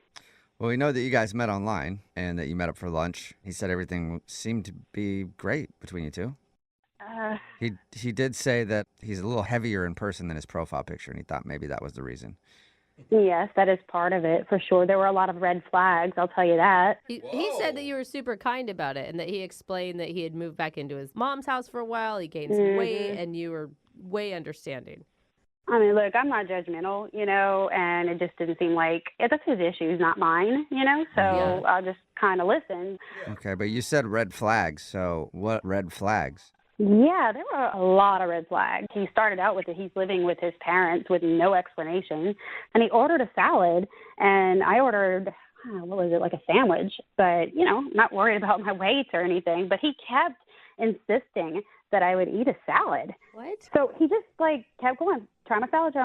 When I finally said no, he just said, okay, fine, and slammed his fork down on the table. Whoa. That's A little aggressive. aggressive? Yeah. I was like, whoa, dude, whoa, okay, red flag. Yeah. Okay. But then after that, the worst part is he kept berating me about my food that I ordered. How? Well, I ordered I think it was an eggplant parmesan, I believe, and it's just not as healthy as his salad, I guess. So he just kept going, that's unhealthy. Do you know how many carbs are in that? Do you know how much calories are in that? What? And I'm like, just let me enjoy my half a sandwich. What the heck? The guy who shows up 60 pounds heavier than his picture is food shaming you over what you should and should not be eating. I don't know. Maybe he was trying to make himself feel better because he wasn't allowed to have it, but it didn't come off well to me. Oh. Yeah, I didn't even get dessert because I already knew what was going on, and I said no. And he pressured me to get the cheesecake. What? He pressured you to get cheesecake? After all that? I don't know if he was upset because he started to cry and walk away. No. Wait, cry because you wouldn't order the cheesecake, or because it was coming and he didn't eat any? Because I wouldn't order the cheesecake. At this point, I was like, no, he's just going to shame me while I try to eat my cheesecake. I want to enjoy it, But when he started to cry and walk away, I was like, very confused. Like, is he coming back? Is he skipping out on the bill? But he came back and he paid the bill. And, we said goodbye. And I didn't think I'd hear from him because I'd be embarrassed if I did that, Mm-hmm. But since then, I received a bunch of texts and one of them would just put me over the edge. It was asking for money for the bill since he said he only ordered salad. And I'm like, what's with this guy? I mean, no matter what, if you go on a date with someone and you pay, it's pretty bad for him to Venmo him after and be like, hey, you owe me for that. Yeah, I mean, red flag city. And look, I have only so many heartbeats in my life. And why waste them on someone that wouldn't benefit either of us? Like, I'm not interested. Yeah. I can see why you actually ghosted him. Like, I wouldn't give him any explanation either. I wouldn't give him any more of my time. Makes sense, Kristen. But can you give him a few more minutes? Because he's actually on the other line listening and wants to talk to you. What? Sorry. Yep. Unless he hung up. Daniel, are you still there? I'm still here. Daniel. Oh, my God. Kristen, hey, wow, I can't believe I'm hearing what I'm hearing. Like, I'm on a diet, and it's just like, I don't know, if you've ever been on one, it's like, it really messes with your head. So, like, I thought you would understand what I'm going through. I can't empathize with what you're going through. But the other factors are the reasons, not the fact that you're on a diet or you look differently. You know, you obviously you've got your own issues and you need to deal with those. Those aren't on me. Yeah. Okay, look. I'll explain the salad thing and what really happened, okay? Okay. Well, what happened? Well, basically, you went to the bathroom and you had your chicken parm sandwich there, and I tried it, and then I basically ate half of the sandwich. Oh, no. Oh, my God, are you kidding me? You ate my food? Well, I was weak with hunger. I guess I didn't realize. And right. You could have told me. Well, I guess I could have. I just felt really bad. I'm really sorry. I didn't Okay, mean but Daniel, that doesn't explain the anger over her not trying your salad, does it? Well, I just felt so guilty about the sandwich that I just really wanted her to eat the salad, and then I would just feel like we were even, you know? Okay. So you got mad at her. Oh, my God. Because she didn't make you feel better because she didn't eat any of your salad. Well, I didn't get mad at her. It was just like the hunger, like the low blood sugar. Oh. Like I was like hangry, you know what I mean? The hunger got mad at her. Did the hunger make you cry over dessert, too? Yeah, what was that? It had to be. I mean, like I must have a severe low blood sugar count. Dude, you cannot blame being a total a-hole on your date on just being hungry. I don't think you get it, though. Like 3 days of no carbs, like I don't even know what I was saying. You know what I mean? It's pretty intense. You quite obviously need some help, Daniel. You really do. You need to go see a dietitian, a therapist, or something. You need to be honest with yourself. I mean, I seriously. just need a hamburger, not a therapist. I need to... Yeah, I mean, Yeah, well, maybe eat a hamburger then, man. Daniel, what she's trying to say is try a different diet. If you can't function as a normal person not eating carbs, then maybe that's not the right avenue for you to lose weight. Maybe you need to lace that hamburger with some psychotropic medication and make you feel better. I don't know. Later, there's dating sites for this, you know, but I'm not on that. There a dating site for people who get really angry over food? I'm sure there is. It's probably. hangrydaters.com. Yeah, something like that. Right? You guys are looking at this the whole wrong way. Like, I'm doing a good thing, and you're seeing me, like, struggle through the worst right here. So, like, it's only going to get better from here. I'm going to get, like, better looking and more control of this. So, you know what I mean? Like, Nice. Okay. Well, in that case, Kristen, would you like to go out with Daniel on a second date? We'll pay for it. He's getting better. You know what they say, date an angry chubby guy, marry a really stable hot guy. I think I'd wait till the chubby guy gets stable and then try to date him. well, okay, fine. You don't have to be such a about it. Oh, damn. I'm sorry. I'm just, like, honestly, like, I haven't even eaten anything today yet. So. Okay, there it is. Okay. Daniel, I'm sorry, no second date, man, but go get... As far as I'm concerned, just go shove a carrot up your behind and leave me alone. Yeah, shove a carrot in your behind and a donut in your mouth or something so you get some carbs and calm down. You guys just aren't, like, getting that. I mean, seriously, no one's listening to me. Whoa. Whoa, buddy. Sorry. Yeah, I'm just, oh, my God. I'm just, like, feeling kind of, like, dizzy and weak because I seriously have not, like, oh, my God. Like, I had, like, a canned peach earlier. It's, like, all I've had. I'm so sorry. What kind of diet are you on? Brooke and Jubal in the morning. The text in at 78592 says, I'm on a diet, so I really understand where this guy's coming from. Poor thing. Talking about today's second date update, this dude, Daniel, wanted to call this girl named Kristen. He's on a strict diet, and while they were out on their date, he actually ate half of her sandwich while she was in the bathroom. And he thought that might have been a turnoff for her, but when we called her, we found out the problem was, in fact, Daniel's diet. She didn't notice that half of her sandwich had been gone while she was in the bathroom, but Daniel was constantly telling her how unhealthy her chicken parm sandwich was. That he ate half of. And then literally started crying when she didn't order the cheesecake.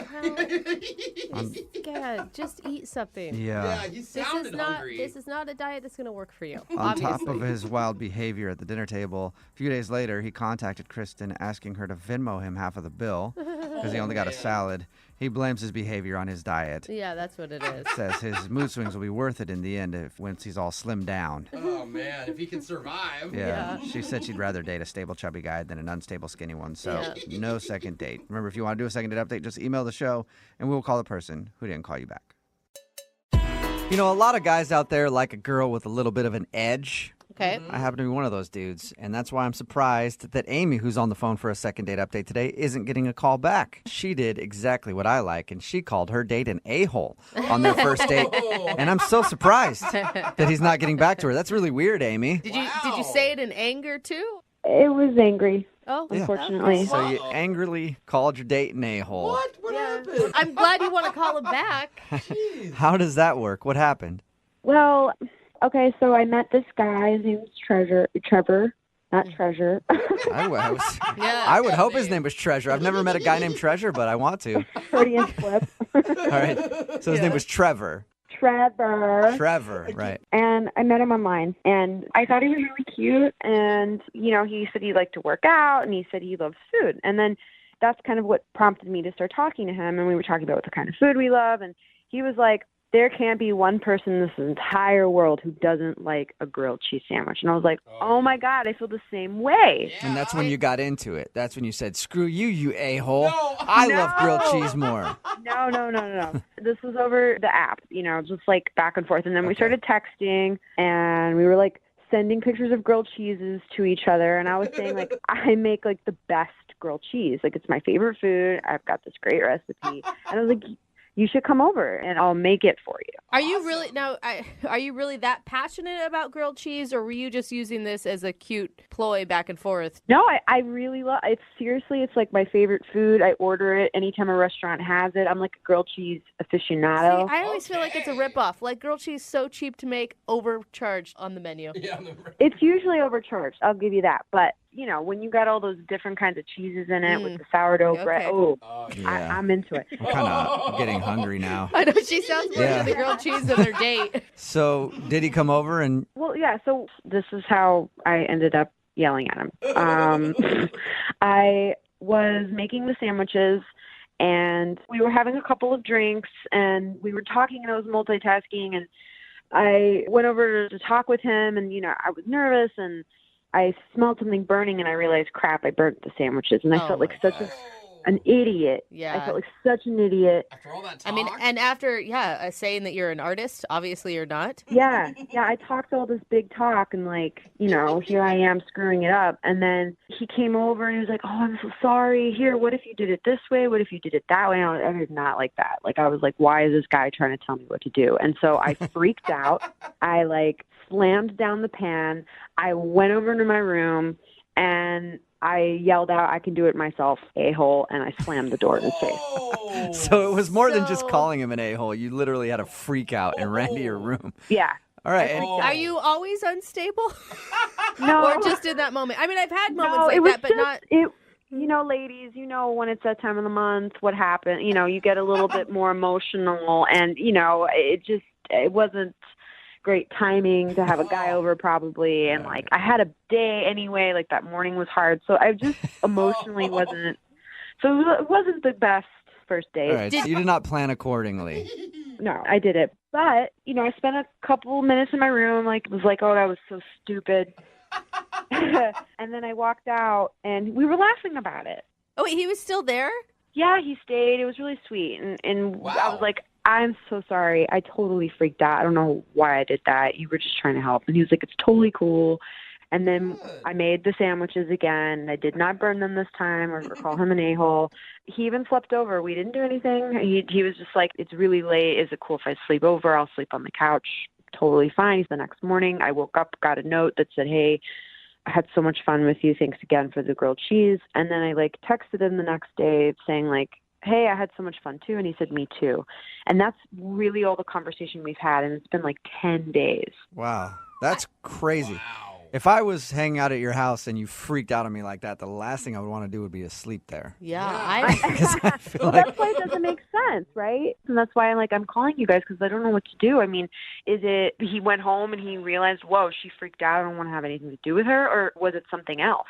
Was there any moments of intimacy, or did it just feel like you were hanging out as friends the whole time? We kissed right before he went to sleep. We had like one kiss, nothing crazy. Okay. And it was nice, and it felt like we left on a good note. Okay. But I don't know. I'm confused. The real question was how was your grilled cheese? Did it actually hold up? It was really good. Okay. Really good. And he thought so too? Yeah, I mean, he said he liked it, but maybe he was lying. Maybe it was the grilled cheese that was the problem. Oh, no. Yeah, it could be. That's happened to me before. I've not called a lot of girls back because of a bad grilled cheese. So play a song, come back, call them, and get your second date update, all right? Cool. Thanks, guys. Okay, hang on. If you're just joining us for today's second date update, Amy is on the phone, and Amy's not getting a call back because she sucks at making grilled cheese sandwiches. Don't She's even say that just to her. the worst. Am I right, Amy? Don't say that. I'm going to have to cut you if you keep talking like that. See? And that's the kind of anger that really is behind the reason Amy thinks she's not getting a call back. She met this dude named Trevor online. They were talking about their love for grilled cheese sandwiches, so she invited him over to her place to make the best grilled cheese ever. She actually ended up kind of starting to burn the sandwich, and then when he tried to help her out, she yelled at him and said, "I could do it myself, you a-hole," and then went and locked herself in a room. And surprisingly, he stayed. And they finished the date, and she said he actually seemed like he had a great time. He even stayed the night on her couch, and they had a kiss. Wow. But now he's not calling her back, so we're going to get him on the phone and find out why. And you did apologize for the freak out, but did you dwell on it too much? I don't think so. I mean, it happened, and then we laughed about it. So I don't really think that it could be that. But I don't know what else it could be either, though. All right, well, I'm going to dial his phone number and see if we can find out why, okay? Cool.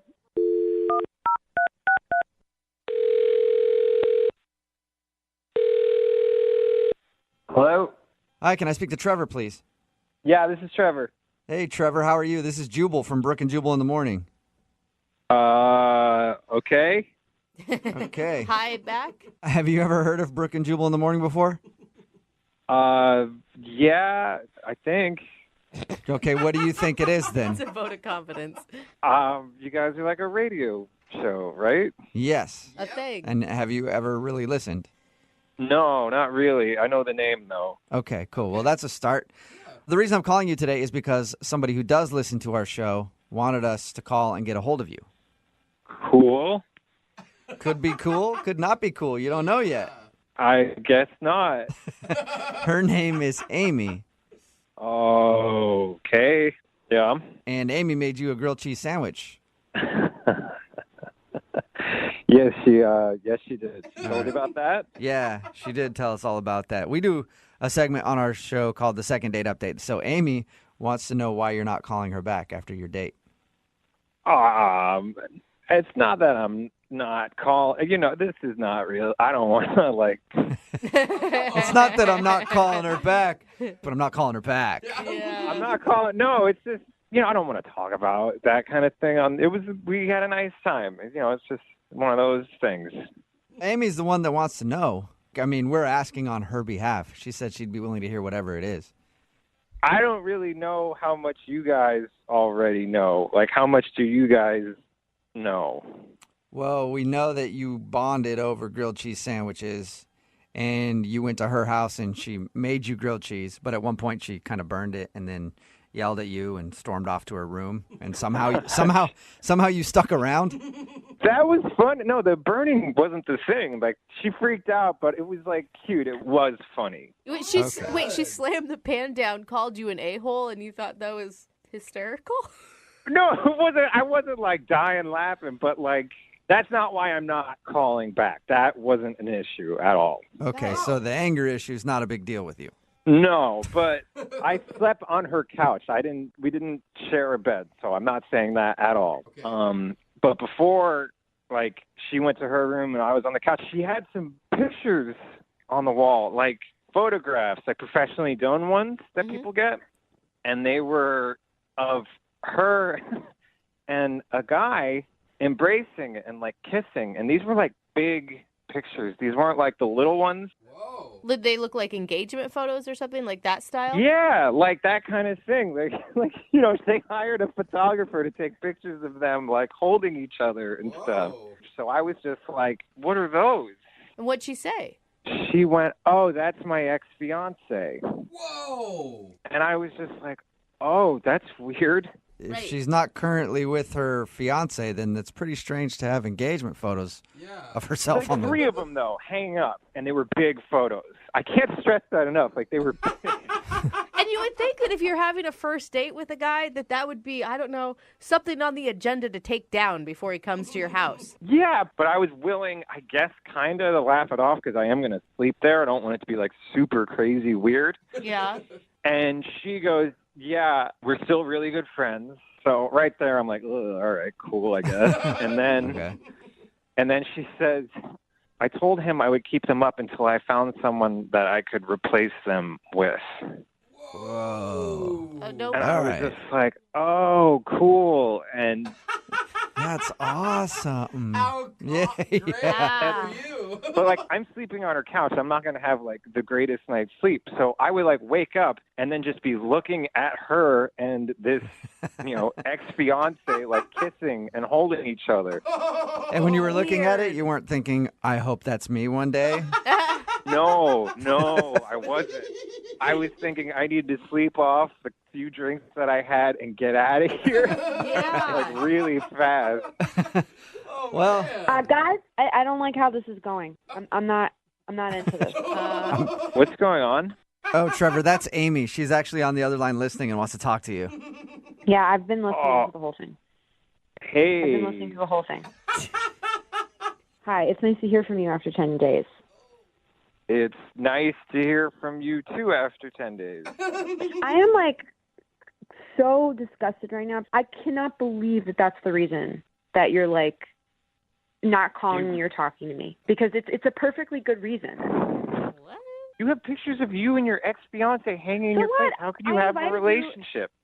Listen, I invited you into my home, and it's my space, and you asked. What? And I just met you. It was the first time I ever met you. You know, why?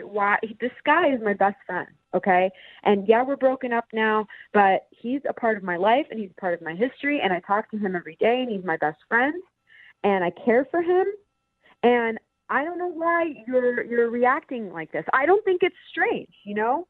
Wouldn't you have pictures of you and your best friend? So what? We're kissing in the photos. Amy, I think that's the point, Amy. Yeah. I would never have pictures of me and another girl kissing if I had anyone I was kind of romantically interested in coming to my home. I met you for the first time. This is the first time I ever met you. I invited you to my house. And the only reason I invited you over is because we were talking about cooking and I wanted to cook you something. I'm not going to sit here and redecorate my house for some guy that, you know, I might not ever see again, which, by the way, I'm not going to because it's been 10 days since we spoke. All right, whoa. You need to slow down. This sounds way crazier than I already imagined. You sound like Crazy? You think I'm crazy? Well, you know what? You sound jealous, and a real man doesn't get jealous of other guys. Get over it. I don't even know if that's necessarily jealousy. It's just I kind of don't want to see I'm not jealous. I'm you know what? out. Amy, can't you see that maybe it's a red flag that you're not quite over your past engagement, that you haven't taken the photos down? Sure, fine. It's a red flag to some stranger who doesn't even know me, but I'm explaining to all of you people that he is my best friend and I care for him, and why should I take down photos for some guy I met online? But why would I do that? I have pictures of my best friend in my house, and none of them are me and that person embracing. Oh, well, I feel really sorry for you because all of you apparently have a problem with intimacy. No, I do have a problem with intimacy. And I'm willing to admit that. But it is strange to have a picture of your ex-fiance on your wall. You don't think so at all? He's my best friend. Okay, but why don't you put some other pictures of you guys as best friends up and not the romantic ones? Listen, I wake up every morning and I look at those photos and I set an affirmation for the day. And I say, I am going to find a best friend just like that. It's my motivation and it's what gets me through the day, okay? Whoa. Okay, instead of all that, why don't you just try some like orange juice and light exercise? I don't think that's funny, and I don't appreciate your sarcastic tone, Trevor. I spent a lot of money on those damn photos. Why would I switch them out with some piece of crap? Because you're not engaged anymore, Amy. What are you, my therapist? Are you guys like my therapist now? Is that why I called into a radio show to get therapy? That's not why I called in. And I am so upset that these are the results that I'm getting from this. Guys, do you still need me on this one, or can I bounce? Actually, You don't. I need him real quick. Trevor, would you like to go on a second date with Amy? We will pay for it. No. Come on. One more date. Make your own grilled cheese sandwich. I will happily make grilled cheese sandwiches alone. I don't want to. You're never going to get one. You're never going to get one like I made ever again. You're never going to get another one like that. Oh. You mean burnt? You are such an ass. Don't say anything about my fucking grilled cheeses, okay? Because you'll never get anything like that ever again. Oh, man. I'm sorry, Trevor. It does sound like she hung up, too. Dude, what was that? Are you serious? He is an insane person. Oh, my God. I feel like you should have seen that coming after that whole burned grilled cheese incident.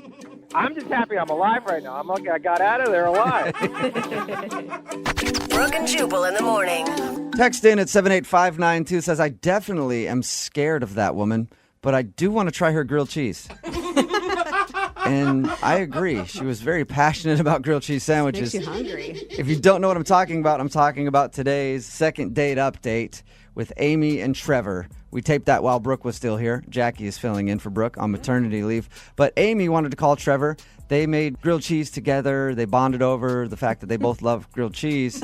so random. We got him on the phone and found out the reason that he wasn't calling back was because he stayed the night at her house on the couch and noticed that on the wall she had very, very big pictures with her and another guy kissing and being romantic. And then we found out that that was her fiance or ex-fiance. Yes. And they're really good friends now, but she doesn't want to take the pictures down until she finds a replacement for him. That is creepy, kind of. He was creeped out. Trevor was very, very creeped out by it and did not want to go out with her. But then she started calling him jealous and saying that it's his fault, like it's wrong with him. I don't know. Text in 78592. Would it bother you if you went over to somebody's house and they had pictures of their ex-fiance on the wall and refused to take them down? Imagine if there was worse wedding pictures or something in the big frames. Yeah, just still up there. It just kind Staring of at you sounds while you're on the couch. sort of desperate. I can see, though, I mean, it's her house. She's not going to expect to have people over. This was a date that turned into a better date. But she so she's knew. required to take down her pictures. But wasn't the date already planned? Like, if you know he's coming over, you wouldn't take those down? Yeah. I don't know. Or aren't you a person who operates in life and knows that you shouldn't have pictures of your ex-fiance in frames on the wall if you're trying to date? Yeah. Anyway, she hung up on us. Hopefully he'll be okay. He might have to get a restraining order because she was very pissed at the end of the call.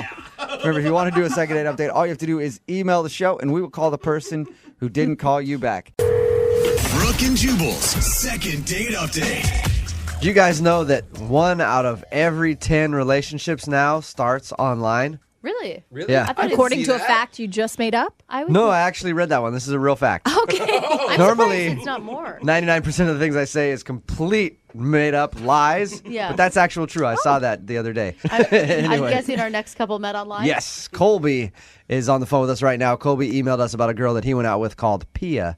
Called Pia. Well, her name's Name- Pia. I Yeah, know. but her I shall name's call Pia. you Pia. Yeah. That's what happens when you name a kid, right? Anyway, Colby, what's up, man? Hey guys, how you doing? How's it Hi, going? Colby. Tell us about the one called Pia. Well, I met her online, and I was like, I really want to impress this girl. So I know a little bit about art. Decided I would take her to an art museum, and I'm trying to, explain varieties of art and the purpose behind some things. And then she starts commenting on the art pieces as well. And actually, she knows a lot more about art than I do, which was just really amazing. Amazing, or did you feel kind of like an idiot in that moment? It humbled me, and it also it was beautiful. I mean, she herself is. I mean, she's a stunning woman herself. She could easily stand next to some of those art pieces on her own. Did- she's lovely. Did you know that she knew about art through your online interaction, or Did she just kind of spring that on you? I mean, she said she enjoyed art, but I didn't know that she was, an expert on art. She really knows her stuff. So what'd you do after you went to the museum? Well, the museum went really well, so I thought I would try to continue this date and asked her if we could get a couple of drinks, and she seemed game for that. So we went and had a couple of drinks. And then she hopped behind the bar and started making all the drinks better than the bartender. She's just a big one-upper, isn't she? Hey, Colby, what was different about this girl? I mean, I assume you've been online dating for a while that stood out to you. She expressed herself well, very intellectual, got a nice figure, great eyes. She's just stunning. Nice. Okay. So how did everything go when you guys went to go get drinks? I thought it went awesome. We were laughing, cutting up, a little personal history of each other, a little more so than we shared online, and got a little kiss at the end of the night. Was nice. Oh, you got a kiss. I didn't reach for a touch or anything like that, just a little peck and show my respect, but definitely let her know I was interested in seeing her again. Give her a peck to show your respect. That's I like nice. that. I like it. But so just a standard kiss at the end of a first date. Was there any kind of weird conversation that would lead you to think that she's not getting back to you because of something you said? Man, nothing at all I picked up on. So the conversation at the bar was just normal, everyday? Yeah, family, what do you do? What types of food do you like, etc. Just your basic things. And, man, she ticked all my boxes. I really want to, I'd love to see her again. I've texted her a couple times, and our last correspondence was she said she didn't want to see me, and I just simply said, why? Oh, interesting. Oh, what? So she straight up said she doesn't want to see you? Correct. Okay. No reasons, Weird. though. Like, you have None. You really honestly have no idea. So are you calling to, convince her otherwise, or? I kind of need a little bit of help with some closure here, or moving forward a little more. I mean, just the text just didn't seem, I don't know if her ex-boyfriend picked up the phone and texted me in response for her. I don't know. Okay. That's a good That's point. quite a jump to It could, conclusion there. could happen. You never know. All right. We're going to play a song, come back, call her, and get your second date update, okay? Cool, thanks. All right, hang on, man. Moving 92.5. Brooke and Jubal in the mornings. Second date update. I've got a great feeling about this. Do you? Yep, I think this is going to end with a connection. A love connection for Colby. You are so full of sarcasm. It's No, ridiculous. not at all. These always go so well, and I feel like this one is going to be probably the most magical second date update we've ever had. Sorry, I was waiting for your heartfelt message about it. Okay, you don't want to hear that. Colby, are you ready to give Pia a call and see why she basically told you to take a hike? Oh, definitely. Let's do this, please. All right, if anybody's just tuning into the second date update, Colby wants us to call this girl Pia he met online. They went to an art exhibit. He found out that she knew actually more about art than he does, which he liked a lot. They went and had drinks, into the night with a kiss. He texted her that he wanted to go out again, and she simply sent him a text back that said to leave her alone. Basically, not in those words, right, Colby? That's correct, yeah. And Colby, do you actually really, really dig this girl, or is it one of those things, she dissed you, now you're more into it than you really were to begin with? Oh, no, I really like her. Otherwise, I wouldn't have contacted you guys. Okay. All right, Colby, here we go. We get her on the phone.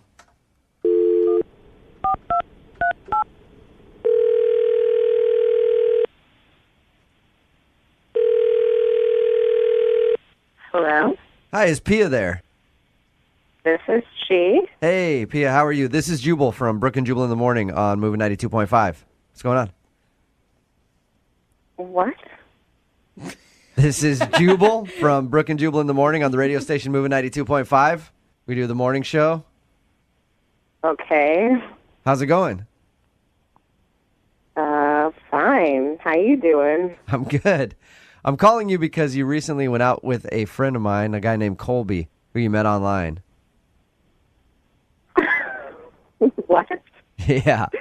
I know it sounds kind of weird, but Colby said he had a really good time with you, but you sent him a text message that said you're not interested in seeing him again and you don't want him to contact you anymore.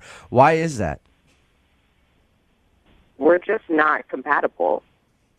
Why? What makes you guys not compatible? He said that you guys both liked art, actually was very impressed with your knowledge of art. He also shared that he enjoyed the conversation you had at the bar, and you even ended the night with a kiss. Pia, the way he painted it was that it was the perfect date. We're just not compatible. He's a Gemini, and I'm a Capricorn, and it's a disaster waiting to happen. And I'm going to stop it before it gets started, and that's why I put an end to it. Is it wait, so your reasoning, Pia, is really because of your astrological signs? Yeah. They don't mesh? Pia, are you serious? Pia, I got to let you know I'm a Gemini. I don't know how this is going to work out for us on the phone even. Yeah, there you go. Yeah, so you guys know that she probably has like mood swings and is irrational sometimes, and sometimes it's probably like we're two different people, right? Brooke does Interesting. Yeah. So you don't want to date a Gemini? Okay, I guess I get it now. We're parties. We're parties in a little package, Pia. You guys are unstable. So Pia, you don't want to date him because he's a Gemini? Yes, Geminis and Capricorns do not go at all. That's it? What? It's just a sign. Hey, Colby. Oh my gosh.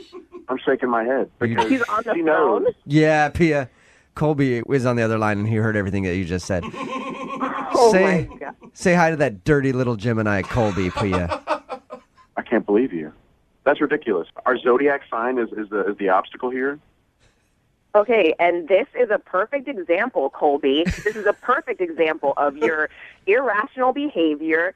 You're going to call the radio station and put me on the air? That doesn't even make any sense. You're on the other line, and you didn't even say anything. You could have called me and asked me why. You could have left a message, but you're just sending me text messages. You're so indecisive. I just can't. I'm not going to have that in my life, okay? So you need to accept it and deal with it and move on. Goodness. Yeah. Frankly, I'm on Pia's side here. Completely. You are irrational. You're being irrational, and your mood swings and everything else. Pia, I'm sorry that you had to go through this.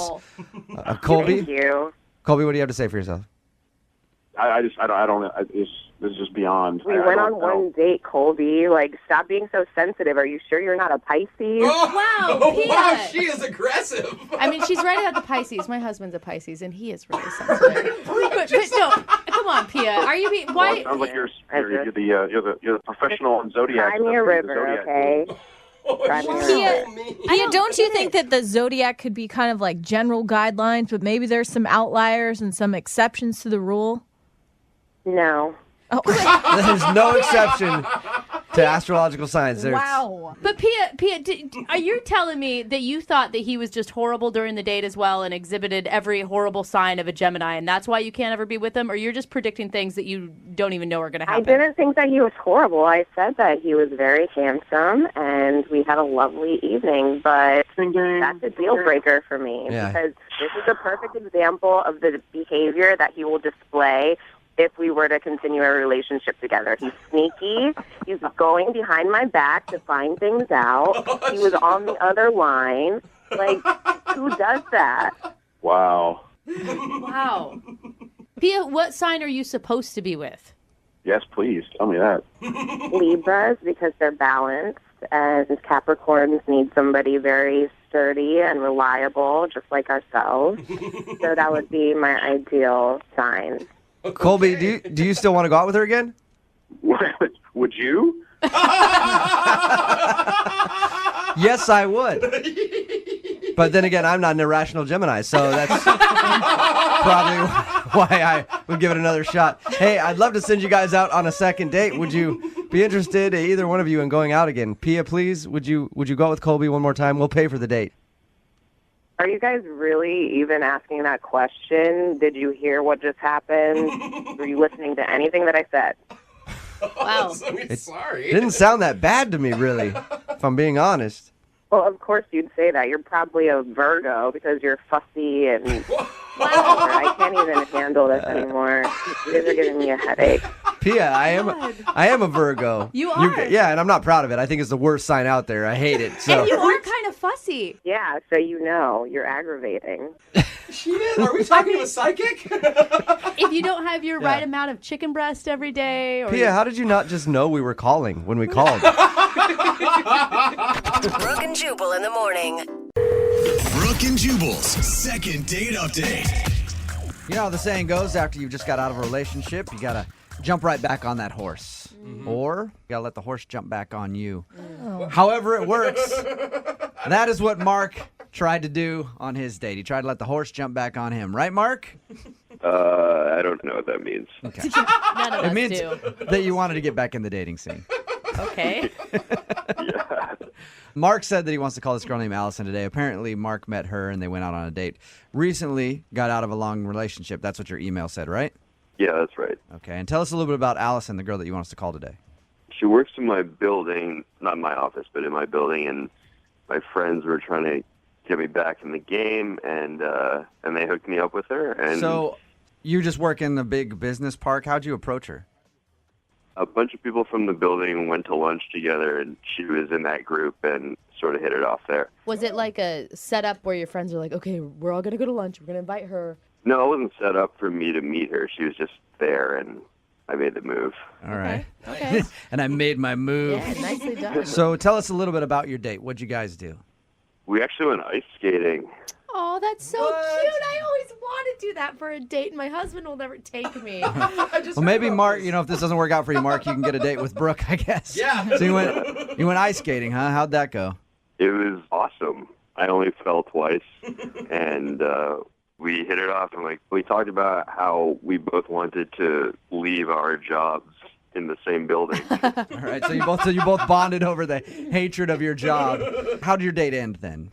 After ice skating, we got some hot chocolate. Oh, my and God, you're adorable. That was nice. And then I walked her to her car, and we kissed, and it was really nice. It was you did like a really nice date. Really good way to get back in it. You actually kissed, and since then she hasn't called you? Well, we had plans to go out again on a Saturday the next day. Mm-hmm. And then Saturday rolls around, and she says, oh, can we push it to the next day? I said, okay. And then after that, the next day comes, and she's like, oh, can we push it to next week? And I'm like, I hate that. Sucks. So, Mark, I'm just wondering what could have gone wrong. Like, you mentioned that you just got out of a relationship. Did you happen to talk about your ex on the date? I specifically avoided that topic. That's good. Good. A lot of people wouldn't do that. They would have taken her ice skating and be like, oh, man, Jessica used to like ice skating a lot. I miss ice skating with her, No. I've listened to your second dates a lot, so I know that's the wrong move. I like the second dates are actually helping people Yeah. learn how to date. So if everything went right, ice skating was cool, you kissed at the end of the date, why do you think she's blowing you off now? I've been racking my brains, and I have no idea because it went really well. Have you run into her in the building? No, she works in a separate part of the building, so I never really saw her in the first place. All right. Okay, well, we'll play a song, come back, call her, and get your second date update, okay? Well, I have one more thing, though. Okay. It's the texts are really polite, and they're pushing this date that is theoretically going to happen. So it's not like she's, blowing me off. She just politely keeps moving. So that's why it's so confusing, because it's not just, hey, I can't do it today. Yeah, exactly. Okay. All right, well, we'll call her, get your second date update right after this, all right? Okay, but there's one more thing I have to tell you. What is it, Mark? I really appreciate you taking my call. You're welcome. Before I throw it to the song, is there anything else that you want to say before we go? No, we're good. All right. We'll play a song, come back, and get your second date update. Hang on the phone, all right? Huh? Moving 92.5. Brooke and Jubal in the mornings. Second date update. All right, Mark is on the phone with us. He emailed us about a girl named Allison. They met through friends at work. They went out ice skating, had some cocoa, kissed at the end of the date. Really nice date. Can't really find a reason why she wouldn't want to go out with him again. And she's been blowing him off, rescheduling in a very nice way. So he's not even really sure if she actually doesn't want to see him again or if for some reason she just really is rescheduling. We're about to call her right now. But Mark, before we get her on the phone, you got out of a long relationship, you told us. Yeah, that's right. Do you feel like this girl could be your next girlfriend? I mean, I wouldn't be pushing it if I didn't think we had something that could turn into something. So there's something there then. Yeah. And you're ready for another relationship. I think not enough. really. Start slow. Yeah. All right. I was just curious if you really like this girl, and you thought maybe you saw a future with her, or if you just thought that you wanted to go out on another date. Because I mean, I definitely think there's potential there for it to turn into something more. I'm just really curious. I don't get it. I don't get why she keeps putting it off. Okay. Well, I'm going to call her right now, see if we can get her on the phone, and then get your second date update, okay? Cool. Here we go.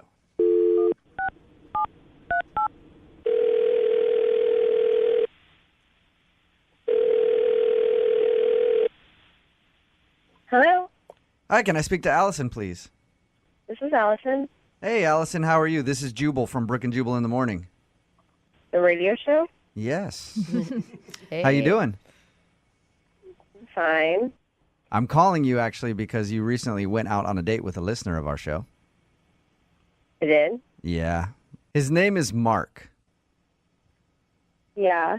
Well, apparently you've been blowing him off for a couple weeks since your date, and he asked us to call and see if we could find out why. He said I was blowing him off. Mm-hmm. He said he's been trying to go out with you ever since your date, and you keep, postponing it. Yeah, but I'm not blowing him off. I genuinely just needed to postpone it. Okay. Should I tell him that you're actually going to go out with him one of these days then? Yeah, absolutely. What are you waiting for? Well, this is just, it's important, and I want to make sure that, I'm totally there for it. So Okay. I just needed to have the right time. Are you trying to end another relationship? No, definitely not. No, I'm single. Okay. Well, Mark wants to know because that's why he emailed us. Because you know how it is if you go out with someone and they keep, going, hey, I can't go out this week, maybe next week, and then they keep doing that. At a certain point, you feel like they don't like you. I never meant to do that. That was not my intention at all. No, I just needed more time. Okay, because he's starting to get that vibe from you that you don't want to go out with him. What can I tell him then? Can you just tell him that I just needed a couple extra days just to kind of get some things together? That sounds so sketchy, though, Allison. But it's not. It really isn't sketchy. I just needed a couple more days. I promise. I really do like him. Are you just out of time? You don't have enough time in your day, and your job's really demanding, or? I kind of would rather not tell you guys because I think it might sound crazy, and I would really not want to come off like a crazy person. That makes me want to know even more what it is, Allison. Yeah, I'm thinking you're going to get a boob job or something, and you need to get that finished. No, not at all. I just feel like this could be the most important second date of my life, and I'd really rather not ruin the surprise. Whoa, you like him that much? Wow. I do. I've been working on this picture book for him for the last, couple of months, and I just want to make sure that it's perfect, and it's just not ready yet to give to him, and so I'm just trying to finish it. You say you've been working on a picture book? Yeah. Have you Of what?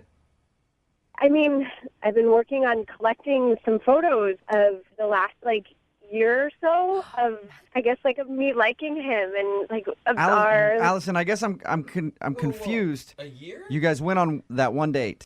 Yeah. Right? Had you known each other beforehand? Because when we talked to him, he says that he knew you worked in the same building and you met, at a lunch. Well, yeah, in terms of, us dating. But I've known of him for about a year and a half or so. One of my girlfriends at work pointed him out to me, and we were with two totally separate groups, but our eyes met, and I just knew it was perfect. We were going to date. And so I had to wait it out. So are the pictures, I guess I don't understand exactly what you're building.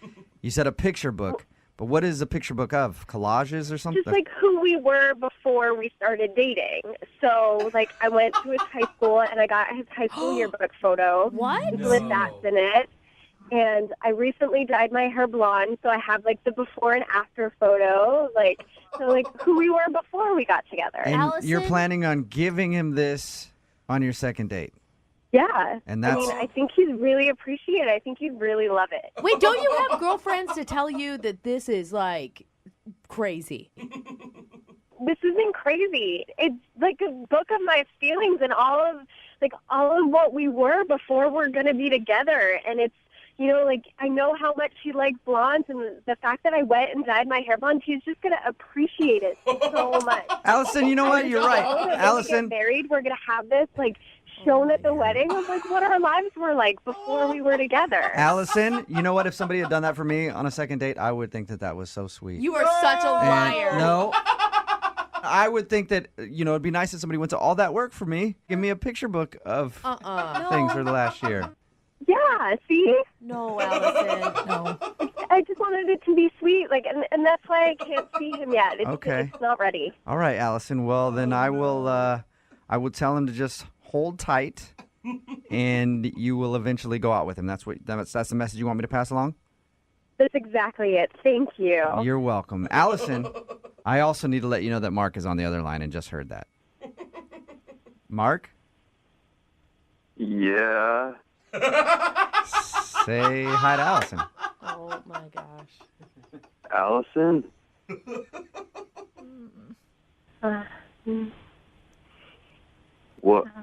What's going on? You've been collecting pictures of me? Allison? Mark, it wasn't that you weren't supposed to find out about it this way. Like, I have this beautiful book that I've just been working on, and I just wanted you to see it, and I haven't been blowing you off, I swear. So you've been working on this since way before we even met? I mean, yeah, because you were in a relationship, and so I knew that we couldn't be together. I'm not that kind of girl. Like, of course I was going to wait until you were single. How'd you even know I was in a relationship? I mean, like, we have mutual friends in at work, and so I just, I knew some things about you. Wait, so you've been, like, stalking me for the past year? No. I'm not that kind of crazy person. I'm not a stalker at all. What kind of crazy person I just are wanted you? to make sure that you knew what our life was like before, and it was documented. Allison, this is creepy. It's not. It's not at all. Like, it's really just meant to be sweet and endearing, and I mean, you're really gonna love it when you see it. I promise. I feel unsafe. I don't think anybody blames you for that, Mark. Allison, Holy cow. I think you've officially scared Mark a little bit. Because of you. Because it wasn't supposed to be like this. He was supposed to see it on our date, and now you ruined it, and everybody knows it. I was supposed to show him this book, and he was supposed to just be so happy to see it. Yeah, Allison, you know what? I'm sorry I screwed that up for you. Thank you for the apology, but that doesn't change anything. Allison, in your mind, how was this going to play out exactly? He was going to fall in love with you after you gave him a book?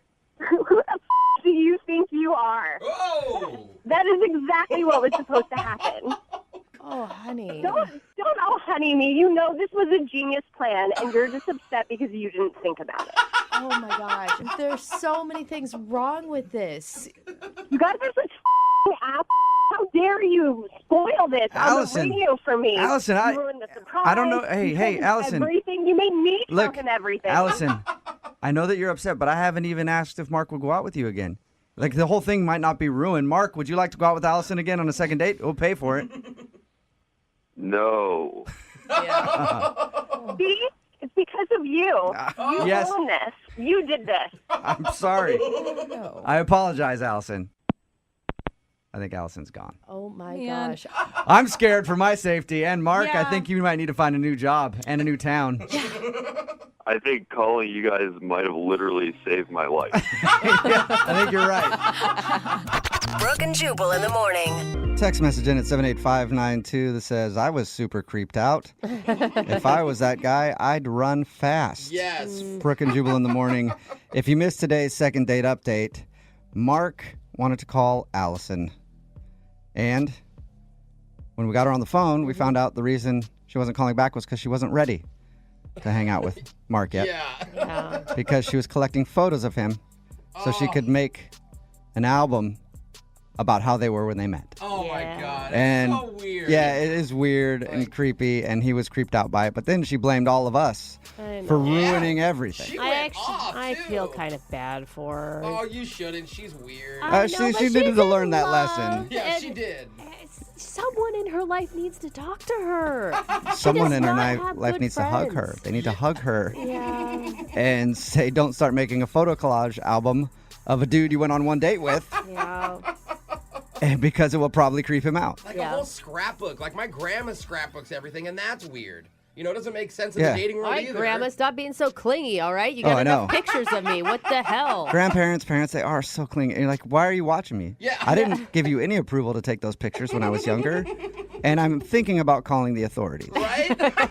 Remember, if you want to do a second date update, all you have to do is email the show, and we will call the person who didn't call you back. Remember, if you want a second date update, all you have to do is email us, brookandjubal@moving925.com. We will call the person that didn't call you back. We've got Kelly on the phone with us today. Kelly emailed us about a guy named Cody. Apparently, they met through friends of friends. Yes, through friends of friends. Okay. And we got together at this bar, and I figured, blind dates are blind dates. I'm going to go in and... Oh, so this was a blind date. All right. Yeah, it was a blind date. I don't usually engage in those kinds of things because they can be a freaking disaster, basically. Right. So what did your friends tell you about this guy before the blind date? Well, they told me that he was really cute and sort of, in the market looking for a relationship. He had been in and out of relationships. So, that whole relationship word, I went, oh, my gosh, I don't know. And they said, oh, he's really nice. I think you'd like him a lot. And he's got a great job.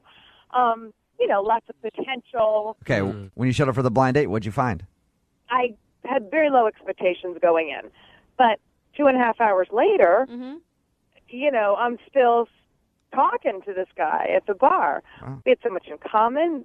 It was great chemistry. It was just one of those really great times, one of those really just great times in your life. Sounds like you liked him a lot. I do like him a lot. He was just a really great guy. But you don't sound like you're looking for a relationship until this guy came along. It's just him that is making you change your mind. Absolutely.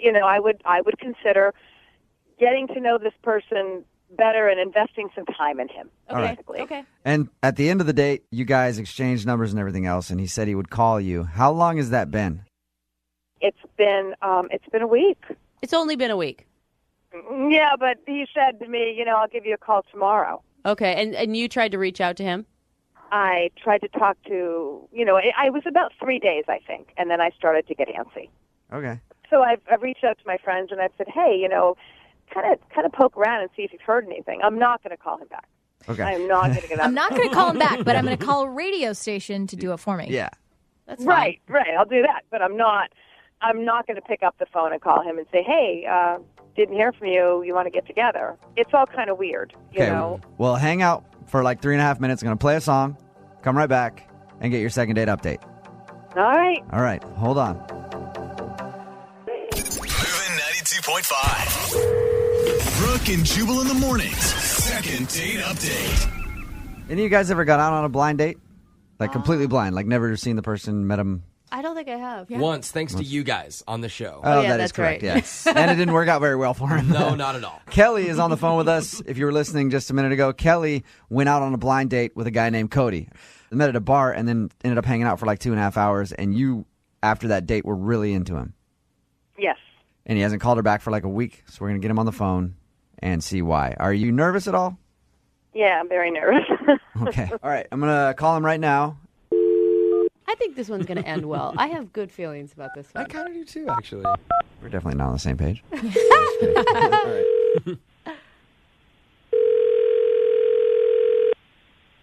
Hello? Hey, I was looking for Cody. This is Cody.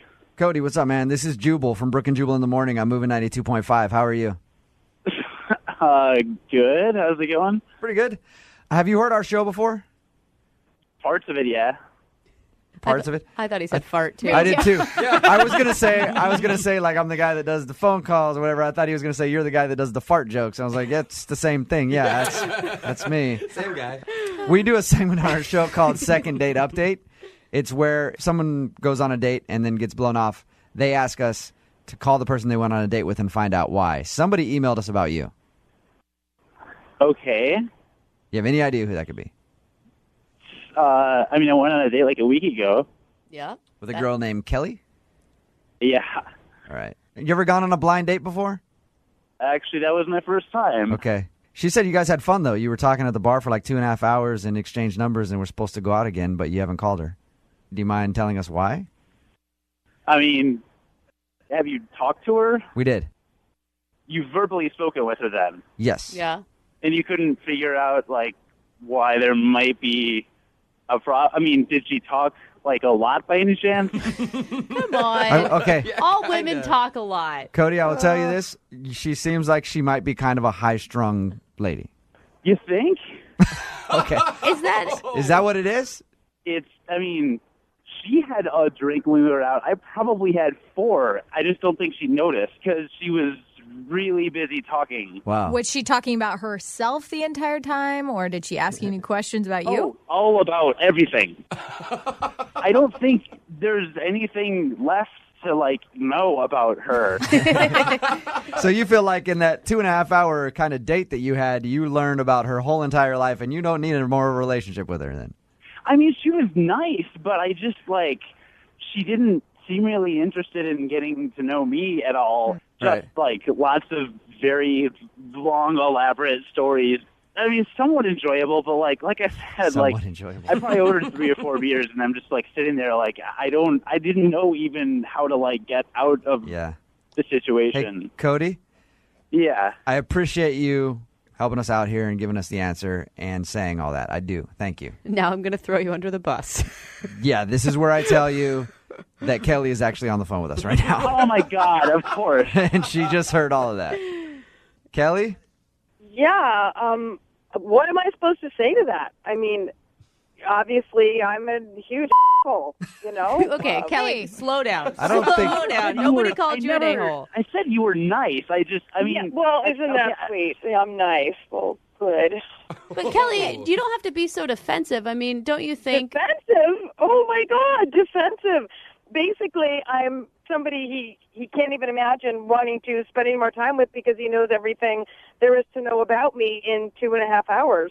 You would finish talking about, like, how your grandparents met.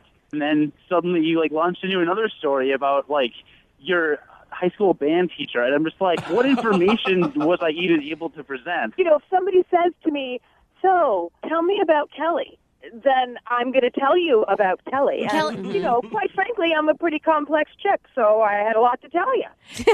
You know, I got a lot going on. I mean, I'm all that in a bag of chips, dude, you know? Get it, Kelly. Kelly, do you talk when you're nervous? Were you nervous on this date? Somewhat. I mean, I'm just totally...